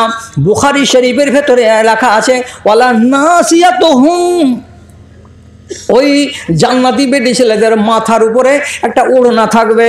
খায়রুম মিনাদ দুনিয়া ওয়া মা ফিহা, সারা জগৎকে যদি বিক্রি করে দেওয়া যায় তো তাহলে সেই জগৎকে বিক্রি করে যতটি টাকা হবে সেই টাকা দিয়ে একটা হুরি নারীর মাথার উপরে যে ওড়নিটা থাকবে তার দাম জোটাতে পারবে না কারা, তো দুনিয়াবাসীরা। তাহলে বোঝা গেল হুরে ইনরা মাথাতে কি রাখবে, তো ওড়না রাখবে। ওড়নার দ্বারাই কি হয়, তো বুরকার দ্বারাই যেমন পর্দা হয়, ওড়নার দ্বারাই পর্দা হয়। জান্নাতি মহিলারা যদি মাথায় তারা ওড়না লাগায়, এটাই হলো পর্দার পরিচয়। আমার মন বলছে আল্লাহ রাব্বুল আলামিন জান্নাতি বেটি ছেলেদেরকেও পর্দার মধ্যে হয়তো থাকতে বলবেন। আল্লাহ তুমি ভালো জানো, আল্লাহ তুমি ভালো জানো। এতগুলো বিধান থাকার পর এখন যদি আমি জিজ্ঞেস করি যে আমার দেশের মানুষগুলো বা আমার দেশের মেয়ে ছেলেগুলো পর্দার ব্যাপারে কতটুকু জাগ্রত আর কতটুকু জাগ্রত নয়, একটা হাদিস বলছি বুখারী শরীফের। হযরত জুবায়ের, রাসূলের ভাইরা, রাসূলের স্ত্রীর নাম আয়েশা আর সালি বা 150 এর নাম হলো আসমা। আসমার স্বামীর নাম জুবায়ের। তো আসমা তার স্বামী জুবাইরের একটা বাগান ছিল মদিনা থেকে 7-8 কিলোমিটার দূরে। ওই খেজুরের বাগানে যেত, বাগানের খেজুর পাড়ত, কিছু লকড়ি কাঠিগুলোকে নিত আর মাথায় করে নিয়ে এই বেটি ছেলেটা বাড়ি আসতো। তো একদিন খেজুরের একটা পুঁটলি আর কিছু লকড়ি কাঠি নিয়ে একটা ব্যাগ করে, একটা গাঠরি করে হযরতে আসমা চলে আসছেন। তো চলে আস্তে আস্তে যে রাস্তা দিয়ে আসছেন, একটু পরে আল্লাহ পাকের নবী ওই রাস্তা দিয়ে চলে আসছেন, তার সাথে কয়েকজন আনসার আছে আর রাসূল একটা উঁটে চড়ে আছেন। উঁটে চড়ে থাকা অবস্থায় নিজের শালিকে দেখতে পেয়েছেন মাথাতে বোঝা নিয়ে হেঁটে চলে যাচ্ছে আর প্রখর রোদ। আঙুল দিয়ে ইশারা করে বলছেন আসমা। আসমা খালি ইঙ্গিত করলেন, কি বলে, জি। তারপর আসমাকে না জিজ্ঞেস করেই আল্লাহ পাকের নবী উটের লাগামটাকে একটু টেনে ধরলেন আর ধরার পরে আরবিতে বলছেন ইখ ইখ, এই উট বসে যা, এই উট বসে যা, বসে যা, বসে যা বলে দুবার যখন রাসূল ইশারা করলেন উটটা ওই জায়গাতে বসে গেল। আর যেমনি বসে যাওয়া সাথে সাথে আল্লাহ পাকের নবী নিজের শালিকে ডেকে বলছেন আই ইরকাবি মাই, আমার সাথে আমার পিছনে বসে যাও, তোমার পুটলাটা আমার উটের উপরে চাপিয়ে নাও, আমি এবং তুমি এবং তোমার পুটলাটা উটের উপরে থাকবে, উটের উপরে চড়ে চড়ে চড়ে চড়ে বাড়ি আমরা পৌঁছে যাব, তুমি ক্লান্তি থেকে বেঁচে যাবে, তুমি হয়রানি থেকে বেঁচে যাবে। এসো, আমার উটটাকে বসিয়ে দিয়েছি, এতে তুমি বসে যাও। হযরত আসমা রাসূলের উট বসে আছে আর রাসূলকে ডাকছেন। পর্দা কাকে বলে? আসমা কি জবাব দিচ্ছেন?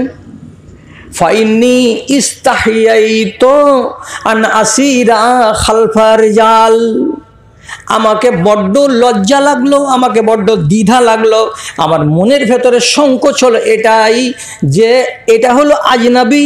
আজনাবি মানে এটা কি? এটা হলো আমার ভগ্নিপতি আর আমি হলাম ওর শালি। আমি কি করে ভগ্নিপতির পেছন দিকে বসে যাব উঠে চড়ে? আর লোকেরা যদি দেখে তো আমাকে কি বলবে? আর একটা কথা, আমার স্বামী হচ্ছেন অত্যন্ত আত্মমর্যাদাশীল স্বামী। স্বামী যদি জানতে পারে আমি আমার নাবির পিছন দিকে বসে উঠে চড়ে বাড়ি এসেছি, আমার স্বামীর যদি সেন্টিমেন্টে ঘা লাগে আর আমাকে যদি মারতে শুরু করে দেয় তো কে আমাকে রক্ষা করবে? অতএব আমি 7-5 ভাবলাম, আর ভাবার পরে নবীজিকে বলছেন, না আল্লাহ পাকের রাসূল, আপনার উটে আমি চড়বো না, আপনি উটকে খাড়ো করেন আর উটকে উঠিয়ে দিয়ে তারপরে চলে যান, আমি হেঁটেই এসেছি, আমি হেঁটেই চলে যাব। আল্লাহ রসুল উটকে খাড়ো করে চলে আসলেন, কিন্তু আসমা নিজের ভগ্নিপতির পিছন দিকে উঠে বসতে হরগিজ রাজি হলেন না, বসলেন না, রোদে হেঁটে হেঁটে হেঁটে হেঁটে বাড়ি চলে গেলেন। উম্মতের সরদার, কায়নাতের সরদার, রহমাতুল্লিল আলামিন এত বড় নেক নবী ডাকছেন, আর সেই নবীর কথাকে পাত্তা দিলেন না হযরত আসমা। কেন? তোমরাই গ্রামবাসী কিছু বলবে, দেশের কোনো মানুষ কটূক্তি করে দেবে, আমার স্বামী আমার সম্বন্ধে কোনো ধারণা করে বসতে পারে। তার জন্য নিজের লজ্জাকে, নিজের সম্ভ্রমকে বাঁচাতে গিয়ে তিনি কি করলেন? নবীর পিছন দিকে বসলেন না। আর এখানে তো নাই লোক, কাকে আর বলবো আর কাকে আর শোধাবো? শালিকে পিছন দিকে করে হরিশ্চন্দ্রপুর গেছিলা কোনোদিন? গেছিলা কেন জিজ্ঞেস করবো? কে আছো এমন যে নিজের শালিকে নিয়ে হরিশ্চন্দ্রপুর যাওনি মোটর সাইকেলে বসিয়ে? শ্বশুরও বলছে হালাল, শাশুড়িও বলছে হালাল, স্ত্রীটাও বলছে হালাল। শালিকে নিয়ে যদি একটু বহুনুরা আনন্দ না করবে তো তাহলে আর কাকে নিয়ে করবে? কত বড় অন্যায় কথা! পর্দার গর্দা উড়ে গেছে। বর্তমান জমানাতে অনেকগুলো মিটতে মিটতে মিটতে মিটতে কিছু থেকে গেছে। আগে কি ছিল? বউকে নতুন যখন বাড়ি নিয়ে আসবেন তো বউ নেংড়ি, নেমে নিজের শ্বশুর বাড়ি যাবে না, ওকে কোলে করবে কে? তো ভাসুরে। ভাসুরে নেই ওই নন্দের পুরুষটাকে কি বলে? নন্দু। নন্দু নন্দুতে কোলে করবে, করে ওকে আগনাতে নিয়ে যাবে। আচ্ছা, যদি 22 বছরের একটা বেটি ছেলেকে নন্দুতে কোলে করে, তো যদি আগনাটা 10 হাতের হয় তো নন্দু কোলে করবে আর কি হয়েছে, 20 হাত যদি হাঁটতে পারতাম এই তো বড় ভালো হতো। বলবে না? কত হারামির রেওয়াজ ছিল দেশে, বলে আল্লাহ দিয়েছে মিটে গেছে। গাড়ি ঘেরাটা এখন আছে, বউকে নামতে দেয় না। এইটা হলো সামান্য কথা, এগুলো শরীয়তের সাথে কোনো সংঘাত ঘটায় না, এগুলো আরমানের ব্যাপার। তারপরে একটা যেটা থেকে গেছে তাহলে এই, ওকে তুলে খাওয়াবে কে? তো শালি। হাত ধোয়াবে কে? তো শালি। পর বেটা ছেলেকে হাত ধুইয়ে দেবে, ওর স্ত্রী মজুদ আছে, ও ধোয়াবে না, শালিতে হাত ধুয়ে দিবে। লাভ কি হবে? বলছে 200 টাকা আমাকে সালামি দিবে ভগ্নিপতি। তো তোর বাপ কি ফকির যে তোকে ফকির নিয়ে ছেড়েছে যে হাত ধোয়াবি আর ধইয়ে তুই 200 টাকা নিবি? এমনি বলতে পারবি না যে দুলো ভাই আমাকে বকশিস দাও? এটা রেওয়াজ মিটেনি। অনেকগুলো রেওয়াজ এখন আমাদের দেশে থেকে গেছে। পর্দাকে লিহাজ না করার কারণে কতটি জটিলতা দেখা দিয়েছে জানেন? পেটে বাচ্চা আছে, আর এক জায়গাতে বিয়ে হয়ে গেল, লুকিয়ে রেখে দিয়েছে, পেটে ছাল হয়ে গেছে, ধরা দেয় না। এবার যখন জানতে পারছে ছেলেটা 2 মাস 3 মাস পরে, হ্যাঁ এটা ফুলা ফুলা কেন লাগছে, কেন লাগছে, কেন লাগছে, লাগে থাকো, ওইগুলা তোমাকে লাগে। কোনদিন পেট ছেলে দেখেছিলে? থেকে গেল। ছেলে যদি হয়ে গেছে 7 মাসের মাথাতে, তো সবাই জিজ্ঞেস করছে যে আগে কয় মাস হলো বিয়ে হওয়া? এই হলো সেই হলো, তো 7 মাসে ছেলে হয়ে গেল, 8 মাসে, 7.5 মাসে ছেলে হয়ে গেল, এটা কেমন কথা? ঝগড়া তো লাগবে। মশলা পুষতে গেছে, কোনো মৌলানা বলেছে 6 মাস যদি প্রমাণ হয়ে যায় বিয়ে করার তাহলে ছেলে তোমারই। এটা তো শরীয়ত বলছে 6 মাসের যদি প্রমাণ হয়ে যায় বিয়ে হওয়া তাহলে যে গহিলে বাচ্চা হবে ওই গহিলওয়ালারই ছেলে, তো ছেলে তো তোরই। তো ছেলে বলছে আমার, ছেলেটা বলছে এটা ছেলে আমার নয়, 6 মাস হলো তো কি আমি মানবো না? কত কোর্ট হচ্ছে, কাচারি হচ্ছে, কত ঝগড়া হচ্ছে, কত তালাক হচ্ছে, কত কি হচ্ছে, পর্দা না থাকার কারণেই, নাই বলেই, কানুন মানি না বলেই কালিয়া চকের চাদর বিক্রি করনেওয়ালা গায়ে আসছে, ডাইরেক্ট ওর সামনাসামনি খাড়া হয়ে চাদরকে মাপছে, আর ওর হাতে হাত লাগিয়ে এর হাতে ওর হাতে মাখামাখি করে গল্প করে করে রস করে করে পিয়ালা কিনছে, কাপ কিনছে, চাদর কিনছে, এটা কিনছে সেটা কিনছে। কত যে 3 ছেলের মা পালিয়ে গেল ফেরিওয়ালার সাথে, কি একটা না দুটা না চারটা। খালি জোহরপুর বাদ আছে, সোনাকুল বাদ আছে, শ্রীপুর বাদ আছে, 3 গ্রামের রিপোর্ট আমার কানে আসেনি যে 2 ছেলের মা পালায়নি। বাকি যে কোনো গ্রামে দেখেন শেরশাবাদের হায়া শরমকে বিক্রি করে দিয়ে কোলের ছেলেকে ঝুলতে শুতিয়ে দিয়ে মা পালিয়ে যেছে। কার সাথে? তো নাঙ্গের সাথে। কেন এগুলো হয়? শুধু পর্দাকে পাত্তা না দেওয়ার কারণে। কে তোমাকে বলেছিল কালিয়াচকের লোকের সামনে সে তোমাকে চাদর কিনতে হবে? যদি কানুনটাকে মানতে, থামিয়ে দিও, টাইম যেমনি হয়ে যাবে, যেমনি কানুনটাকে তুমি যদি মানতে, আল্লাহ নবী হাদিসের ভেতরে বলেছেন লা তুবাশিরুল মারাতুল মারাতা বিসাউবিন ওয়াহিদিন ওয়া লা তুবাশিরুর রাজুলুর রাজুলা বিসাউবিন ওয়াহিদিন। সাবালক যদি 2টা বেটা ছেলে হয় তো গায়ে গা লাগিয়ে খালি গায়ে এক চাদরের তলায় ঘুমাতে পাবে না। একটা বেটি ছেলে আর একটা বেটি ছেলের সাথে গায়ে গা লাগিয়ে একই চাদরের তলায় কোনোদিন ঘুমাতে পাবে না। কেন পাবে না? গায়ে গা লাগিয়ে যদি বেটা ছেলের পাশে ঘুমাই তাহলে রাতের বেলায় মনের ভেতরে উত্তেজনা তৈরি হতে পারে, আর উত্তেজনা যদি তৈরি হয় তো অঘটন ঘটে যেতে পারে।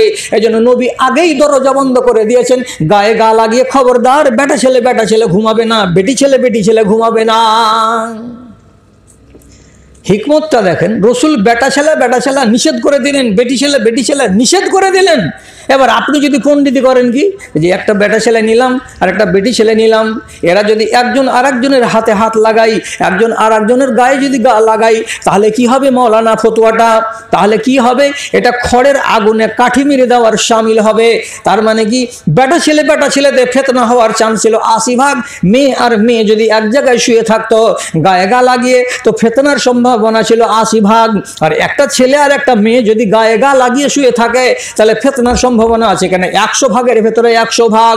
এই জন্য গায়ে গা লাগিয়ে কেউ কোনো আজনবী বেটা ছেলের সাথে বেটা ছেলে, বেটি ছেলের সঙ্গে বেটি ছেলে কোনোদিন ঘুমাতে পারবে না। কানুনটাকে মেনেছিলাম। এই কানুন যদি পাত্তা দিতাম আমরা আর দিয়ে থাকতাম তাহলে আমার দেশের দুর্গতি হতো, হরগিজ হতো না। কেউ ভাবেই না এগুলোকে নিয়ে। অথচ আপনাকে আর টাইম দিব না, হয়ে গেছে 3 থেকে 5 মিনিটের ভেতরে আপনাকে আমি বিদায় করে দিচ্ছি, কারণ আমি সময়ের বেশি কথা বলবো না, আমাদেরকে অনেক দূরে যেতে হবে। 12টা বাজতে চললো, আর সম্ভবত বরাদ্দ টাইম 12টায় আছে। কি বলছিলাম? কথাটা হলো এই, রাসূলের যেই জায়গাতে মৌত হয়েছে সেটা কামরা হলো হযরত আয়েশার কামরাতে রাসূলের মাটি হয়ে গেল। এটা নিয়ম আল্লাহর, আম্বিয়া যেখানে মরবেন সেখানে মাটি দিতে হবে। হয়ে গেল মাটি। মা আয়েশা বাড়ি ছেড়ে দিলেন, বাপের বাড়ি চলে গেলেন। এবার বলছেন 15 দিন 20 দিন 1 মাস পর পর আমি আমার ঘরখানাকে দেখতে আসতাম। দেখতে যদি আসতেন তো কেমন করে মা আয়েশা আসতেন? উনি নিজের ভাষাতে ব্যক্ত করে বলছেন, ওয়ানা মশদুদাতুন আলাইয়া সিয়াবি। আমি যখন আবু বকরের বাড়ি থেকে ওই মসজিদ পর্যন্ত যেতাম, আমার ঘর পর্যন্ত যেতাম, এ রাস্তাখানিতে আমি যে হাঁটা দিতাম তো আমার গায়ে আমি লম্বা চাদর চাপিয়ে নিতাম, গাটাকে সম্পূর্ণ ঢেকে নিতাম যাতে কেউ আমাকে দেখতে না পায়। ঘরের ভেতরে যখন ঢুকে যেতাম তখন আমার কাপড়গুলো আমি রেখে দিতাম, মাথাটাকে খুলে দিতাম, যেমন অন্যান্য মানুষেরা স্বাভাবিক বাড়ির ভেতরে মাথা কাপড়টাকে খোলা রাখে, হাত পাগুলোকে খুলে রাখে, ওই রকম কিছুক্ষণ আমি খোলা রাখতাম। কেন? যে এটা আমার ঘর, এটাতে আমি আমার স্বামীর সাথে উঠা বসা করেছি। এখন স্বামীর কবর হয়ে গেছে বলে আমি ঘরটাকে ছেড়ে দিয়েছি। এবার যখন বেরিয়ে যান তখন আবার গায়ে কাপড় চাপা দিয়ে চলে যান। 2 বছর পরে আবু বকরের মরণ হলো। এটা হলো বাপকে নবীজির পায়ের দিক করে মাটি দেওয়া হলো। আয়েশা বলছেন, আমি আমার ঘরে আসি, দোয়া করি এবং কবরগুলোকে দেখি, এটা আমার স্বামীর কবর, এটা আমার বাপের কবর। আবার যখন বাড়ি চলে যাই তখন বাড়ি যাওয়ার কালে কি করি, আমার শরীরে আমার মাথায় আমি সুন্দর করে কাপড় চাপা দিয়ে দিই যাতে কোনো মানুষ আমাকে দেখতে না পায়। আমার বাপের মরার 7 বছর 7.5 বছর পরে আবার মারা গেলেন খলিফা উমার যখন মারা গেলেন তখন আমার বাপের পায়ের দিক করে তাকে কবর দেওয়া হলো। তাহলে আমার ঘরে কবর হলো কয়টা? তো 3টা। এতদিন ছিল বাপের কবর, তারপরে এতদিন ছিল স্বামীর কবর, তারপরে বাপের কবর, এখন হলো কার কবর? তো হযরত উমরের কবর। মা আয়েশা বলছেন, আমি এখন যখন বাড়ি থেকে বেরিয়ে আসি, যখন ঘরে ঢুকে যাই, তো আগে এতদিন ঘরে ঢোকার পরে আবার মাথার কাপড়টাকে ফেলে দিতাম, কিন্তু যেদিন উমরকে মাটি দেওয়া হলো ঘরের ভেতরে, সেদিন আর মাথা থেকে কাপড় নামালাম না, ওই হালাতেই থাকলাম, দেখা করলাম, দোয়া করলাম, বাড়ি ও ঘর থেকে বেরিয়ে গেলাম, আমার মাথার কাপড় মাথায় থেকে গেল। আর কোনোদিন ঘরের ভেতরে যাওয়ার পরেও মাথা থেকে কাপড় আমি আর নামাতাম না। 2 বছর পর্যন্ত নবী মরার মাথার কাপড় ফেলে দিলেন ঘরে গিয়ে। আবু বকর পর্যন্ত চলল এই সিস্টেম। আবু বকরের কবর হওয়ার পরে এবার 7.5 বছর ধরে এই নিয়মই চলল। যেদিন উমরকে মাটি দিয়ে দেওয়া হলো, সেদিন থেকে হযরত আয়েশার কানুন বদলে গেল। ঘরে যদি ঢুকছেন তো বলছেন মাথায় কাপড় আর নামাই না, মাথায় কাপড় বাঁধাই থাকে, দেখি আর দোয়া দুরুদ করে চলে যাই। মাথা থেকে কাপড় নামে না কেন? আর জিজ্ঞেস করুন কেন? উত্তর হলো এটাই, এটা আমার বাপের সামনে বেটিকে লজ্জা করা লাগে না, এটা আমার স্বামীর সামনে স্ত্রীকে লজ্জা করা লাগে না, এই জন্য এতদিন মাথার কাপড়কে ফেলে দিতাম। কিন্তু যেদিন হযরত উমরকে মাটি দেওয়া হলো, উমর হলো আজনাবী, এটা আমার মাহরাম নয়, তার জন্য উমরের সামনে আমি মাথা খুলতে পাবো না। অতএব এইটা ভাবনা ভেবে আমি উমরকে কবর দেওয়ার পর মাথা থেকে কাপড় আর আমি নামাতাম না। আপনি বলেন না জি এটা জিন্দা মানুষ না মরা মানুষ? মরা মানুষ কবরে আছে, মরা মানুষকে দেখে পর্দা করছেন কে? হযরতে আয়েশা। আর আপনি আর আমি বলছি আমাদের দেশের নারীগুলোকে যে তোমরা জীবন্ত অবস্থাতে পর্দা করো, তো তুমি পর্দা জীবন্ত অবস্থাতে করতে পারো না? পর্দার সাথে শেরশাবাদ বেটি ছেলেদের এত শত্রুতা হয়েছে, আল্লাহ জি। পর্দার কি অবস্থা করেছে, যে কোনো বিয়ে বাড়িতে চলে যান, চোখের সামনে দেখতে পাবেন পর্দা কত কাঁদছে, আর পর্দার চোখ দিয়ে কত পানি ঝরে ঝরে পড়ছে। প্যান্ডেলে খেতে যাবেন তো দেখতে পাবেন মুসলমানের বেটিরা এত সেজে এসেছে, আর একটা বিয়ে খেতে এসেছো তো এত আলমজার গায়ে পরে সেজে কুজে ঠাট বাট করে, পরের বেটার বিয়ে খেতে এসেছো, 250-300 টাকা দিবে, তো এত সাজগোজ করে এসেছো কার জন্য?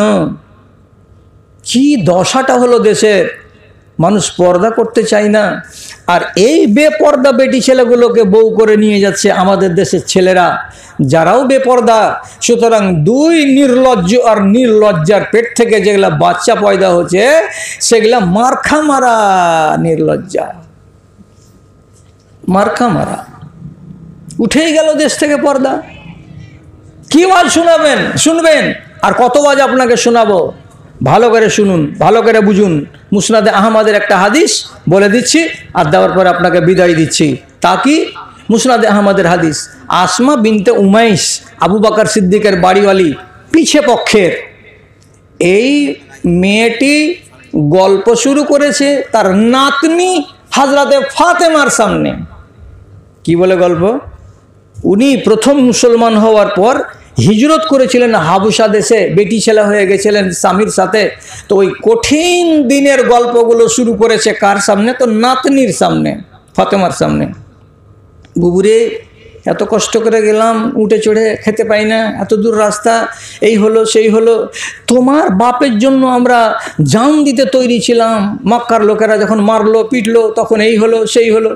বেচারি গল্প করছে, আর হযরতে ফাতেমার ওদিকে কান নেই। তখন এমনি করে একটা হালকা করে হযরতে ফাতেমাকে আলতো করে ধাক্কা দিয়ে হযরতে আসমা তখন ওর দিকে বলছেন, আনা আকুসু আলাইকে কিসাতাল হিজরাতে ও আনতে জাহেলাতুন, আমি তোমাকে বিপদের দিনের ইতিহাস শোনাচ্ছি, কত কষ্ট করে হিজরত করেছিলাম, আর তুমি এই গল্পগুলো শুনতে চাও না, আন কানি দিয়ে বসে আছো। তোমার খেয়াল অন্যদিকে কেন রে নাতনি? তুমি কি আমাকে ভালোবাসো না? আমি কি তোমার ভালো নানি নই? আমার কথাগুলো কি তোমাকে মোটেই পছন্দ হয় না? এমন কেন করছো? আমার কথাগুলোতে কান কেন লাগাও না? শুনতে কেন চাইছো না? যখন এই কথাটা বলা, ফাতেমা তখন বলছে, কি কথা শুনবো গে নানি, নিজেকে নিয়ে তো চিন্তা করে শেষ নাই ওর নাই। হ্যাঁ, তো তোর ফের কি চিন্তা, তুই কেন ভাবছিস? তো বলছে, ভাবনার কথাটা হলো এই যে আব্বা যেদিন মারা যায় সেদিন একই মরার ক্ষণে দুটো ঘটনা ঘটেছে। একবার আমি হেসেছি, একবার আমি কেঁদেছি। তো আমার বাপের ইন্তেকালের টাইমে একবার আমার বাপ আমার মুখখানাকে এমনি করে ধরে নুইয়ে কাত করে আমার কানের কাছে মুখ নিয়ে গিয়ে নবী মুহাম্মদ মুস্তাফা সাল্লাল্লাহু আলাইহি ওয়াসাল্লাম বলেছেন, বেটি, আমার মরার পরে খুব তাড়াতাড়ি আমার পরিবারের মধ্য থেকে সর্বপ্রথম যে ব্যক্তি কবরে যাবে সেটা তুমি।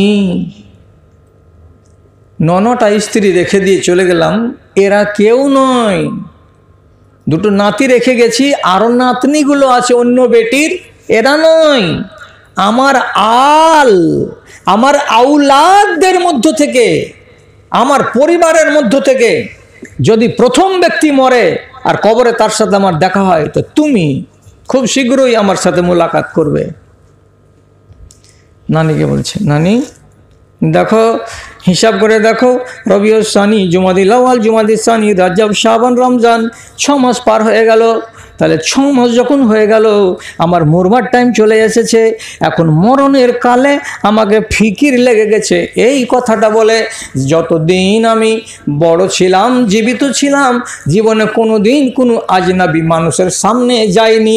কেউ আমাকে এক নজর দেখতে পায়নি যে আমি কেমন মেয়ে ছেলে, আমি লম্বা না আমি বেঁটে, আমি মোটা না আমি পাতলা। কেউ আমাকে জানে না, কেউ আমাকে চেনে না। কিন্তু যেদিন আমি মরে যাব, আমাকে গোসল দেওয়াবে, আর গোসল দেওয়াবার পরে আমার গায়ে কাফন লাগাবে, আর কাফন লাগানোর পরে আমার মাথার দিকে একটা গিরা লাগাবে, আমার পেটের উপরে একটা গিরা লাগাবে, আর আমার পায়ের দিকে একটা গিরা লাগাবে। কাফন পরিহিতা সেই অবস্থায় যখন আমি তাঁবুতে শুয়ে থাকবো, তখন মানুষেরা যদি আমার দিকে তাকায়, তাহলে একটা আঁটো-সাঁটো পোশাকে আমাকে যে বেঁধে রাখবে কাফনে, তো দেখা মাত্রই মানুষেরা টের পেয়ে যাবে আমি কত লম্বা ছিলাম, আমি কতটা চওড়া ছিলাম, আমি স্বাস্থ্যবতী মহিলা ছিলাম না আমি পাতলা সাতলা মেয়ে ছিলাম। আমার আকৃতি দেখেই তো বুঝে নিতে পারবে জনগণ যারাই আমাকে দেখবে। তাহলে সেই দিন আমার পর্দাটা গেল কোথায়? ভাববো বসে তো 4 জন লোক পাই না, ভাবছেন মরার পরে আমার পর্দা যে নষ্ট হয়ে যাবে, তো সেই দিনটাকে নিয়ে মাথাতে এত চিন্তা আছে নানি যে দুনিয়ার কথা আমার মনে পড়ে না, আমি এগুলো কথা ভাবি না। শেষে নানি তখন বলছে, কথা তো ঠিকই, মরার তাহলে তো তোমার টাইম হয়ে গেছে, মরে যাবে তো তোমাকে তো বুঝে নিবে, দেখে নিবে, তো কি করা যায়? নানি নাতনিকে পরামর্শ দিয়ে বলছে, একটা কাজ করব তোমার জন্য। কি করবা? আত্তাখেজলাকে খাসাবান, আমি বেটি ছেলে হয়েও জঙ্গলে যাব এবং জঙ্গল থেকে তোমার জন্য 4খানা এত বড় বড় ডান্ডা কেটে নিয়ে আসব, এসে আমি বাড়িতে রেখে দেব। যেদিন তুমি মারা যাবে সেদিন তোমার মাইয়তটাকে, তোমার লাশটাকে যখন তাঁবুতে শুইয়ে দেওয়া হবে, বাহিরে নিয়ে আসার আগে তাঁবুতের 4 কোণাতে ডান্ডা 4খানাকে বেঁধে দিব, আর বেঁধে দেওয়ার পরে তার উপর একটা বড় চাদর আমি টাঙিয়ে দেব। যদি চাদরটাকে টাঙিয়ে দেওয়া যায় 4টা খুঁটার উপরে, তাহলে টপ্পরের মতো ঘেরে থাকবে, তোমাকে আর ডান দিক থেকে বাম দিক থেকে কেউ দেখতে পাবে না, আর তুমি তোমার পর্দা নিয়েই কবরে যাবে, তুমি বেপর্দা হবে না। যদি বলো তো এই কাজটা আমি করে দেই। হযরতে ফাতেমা বললেন, আল্লাহ তোমাকে উত্তম বদলা দান করেন নানি, যদি এই কাজটা করে দিতে পারো তো খুবই ভালো হয়। হযরতে ফাতেমা মারা গেলেন। মাইয়তকে বাইরে আনার আগে ঠিক সেইভাবে 4খানা কাঠের সঙ্গে লকড়িকে বেঁধে দিয়ে উপরে চাদর চাপিয়ে টপ্পর বানিয়ে দেওয়া হলো, ঝুলিয়ে দেওয়া হলো 2 সাইডে, তারপরে বাইরে নিয়ে আসা হলো। লোকেরা আর কেউ টের পেল না যে ফাতেমা লম্বা না চওড়া না স্বাস্থ্যবতী না দুর্বল, কিছু আকার আকৃতির কেউ ভ্রুক্ষেপ করতে পারল না। পর্দা মরার আগেও হলো, পর্দা মরার পরেও হলো। এই জন্য আরবের মাটিতে হযরতে আসমার তৈরি করা সুন্নাতটা চালু হয়ে গেল। আর এই সুন্নাত অনুযায়ী দ্বিতীয় ব্যক্তিকে কবর দেওয়া হলো, সেটা হচ্ছে হযরতে যায়েনব। তারপরে চালু হলো তো হলো।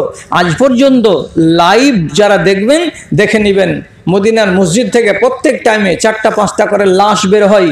একগুলো লাশকে পরিষ্কার দেখবেন সোজা চকিতে শোয়ানো আছে, ঘাড়ে করে নিয়ে যাচ্ছে। আর একগুলো লাশকে দেখতে পাবেন সোজা, ওকে দেখতে পাওয়া যাবে না, ওর উপরে একটা টপ্পর চাপানো আছে। যদি টপ্পর চাপানো থাকে তাহলে আপনাকে মেনে নিতে হবে এটা মেয়ে ছেলের লাশ। আর যদি ওর উপরে টপ্পর চাপানো না থাকে তাহলে আপনাকে জেনে নিতে হবে এটা বেটা ছেলের লাশ। এই সিস্টেমটা আজ 1450 বছর ধরে চালু আছে আরবের মাটিতে। আপনারা আমরা দেখে এসেছি। আসার পরে আমাদের সোনাকুলে আর শ্রীপুরে আর জোহরপুরে একটা করে যে খাটলি বানিয়েছি, তো বেটা ছেলের জন্য টপ্পর চাপাচ্ছেন আর বেটি ছেলের জন্য টপ্পর চাপাচ্ছেন। চাপা যায় যে না যায় যেগুলোতে যাচ্ছি না, কিন্তু ওদের তরিকা কি? বেটা ছেলে হতে গেলে ওর উপরে টপ্পর চাপাবে না, আর মেয়ে ছেলে হতে গেলে আলাদা ওর উপরে কাপড় চাপাবে, টপ্পর চাপাবে। বুঝতে হবে এটা মেয়ে ছেলে। নবীর বেটি ফাতেমা মরবার আগে মরার পরের অবস্থাকে নিয়ে ভাবতে লাগলো। আর আজ আমার দেশের ছেলেরা আর আমার দেশের বাপেরা, আমার দেশের মায়েরা নিজেদের মেয়েদের সম্পর্কে, তাদের পর্দা সম্পর্কে কেউ ভাবে না, কেউ চিন্তা করতে যায় না। বন্ধুরা আমার, কথা তো বলা মুখ, চলা পা আমার।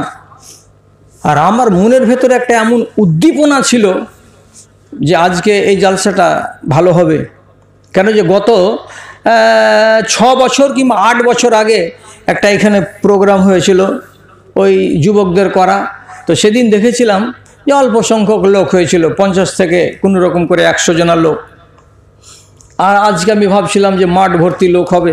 তো সেই রকম প্রস্তুতিটাও আমার ছিল, কিন্তু প্রস্তুতিতে আমার চুনকালি পড়ে গেছে। আর আমি খুব হতাশ হয়ে গেছি। আজ এতটি মাত্র লোক সামনের দিকে পাওয়া গেল, যার ফলে অন্যান্য ওলামাদের টাইমগুলোকে কেটে নিতে হলো, নিয়ে তাড়াতাড়ি করে মজলিসটাকে শেষ করে দিতে হলো। যাক, যতটি কথা শুনলেন এ কথা কয়টিকে যদি রাখতে পারেন তো আলহামদুলিল্লাহ। বাড়ি গিয়ে নিজের বাল বাচ্চাদেরকে একটু সাবধান করবেন, নিজেও ইমানদারের জীবন কাটান, আর পর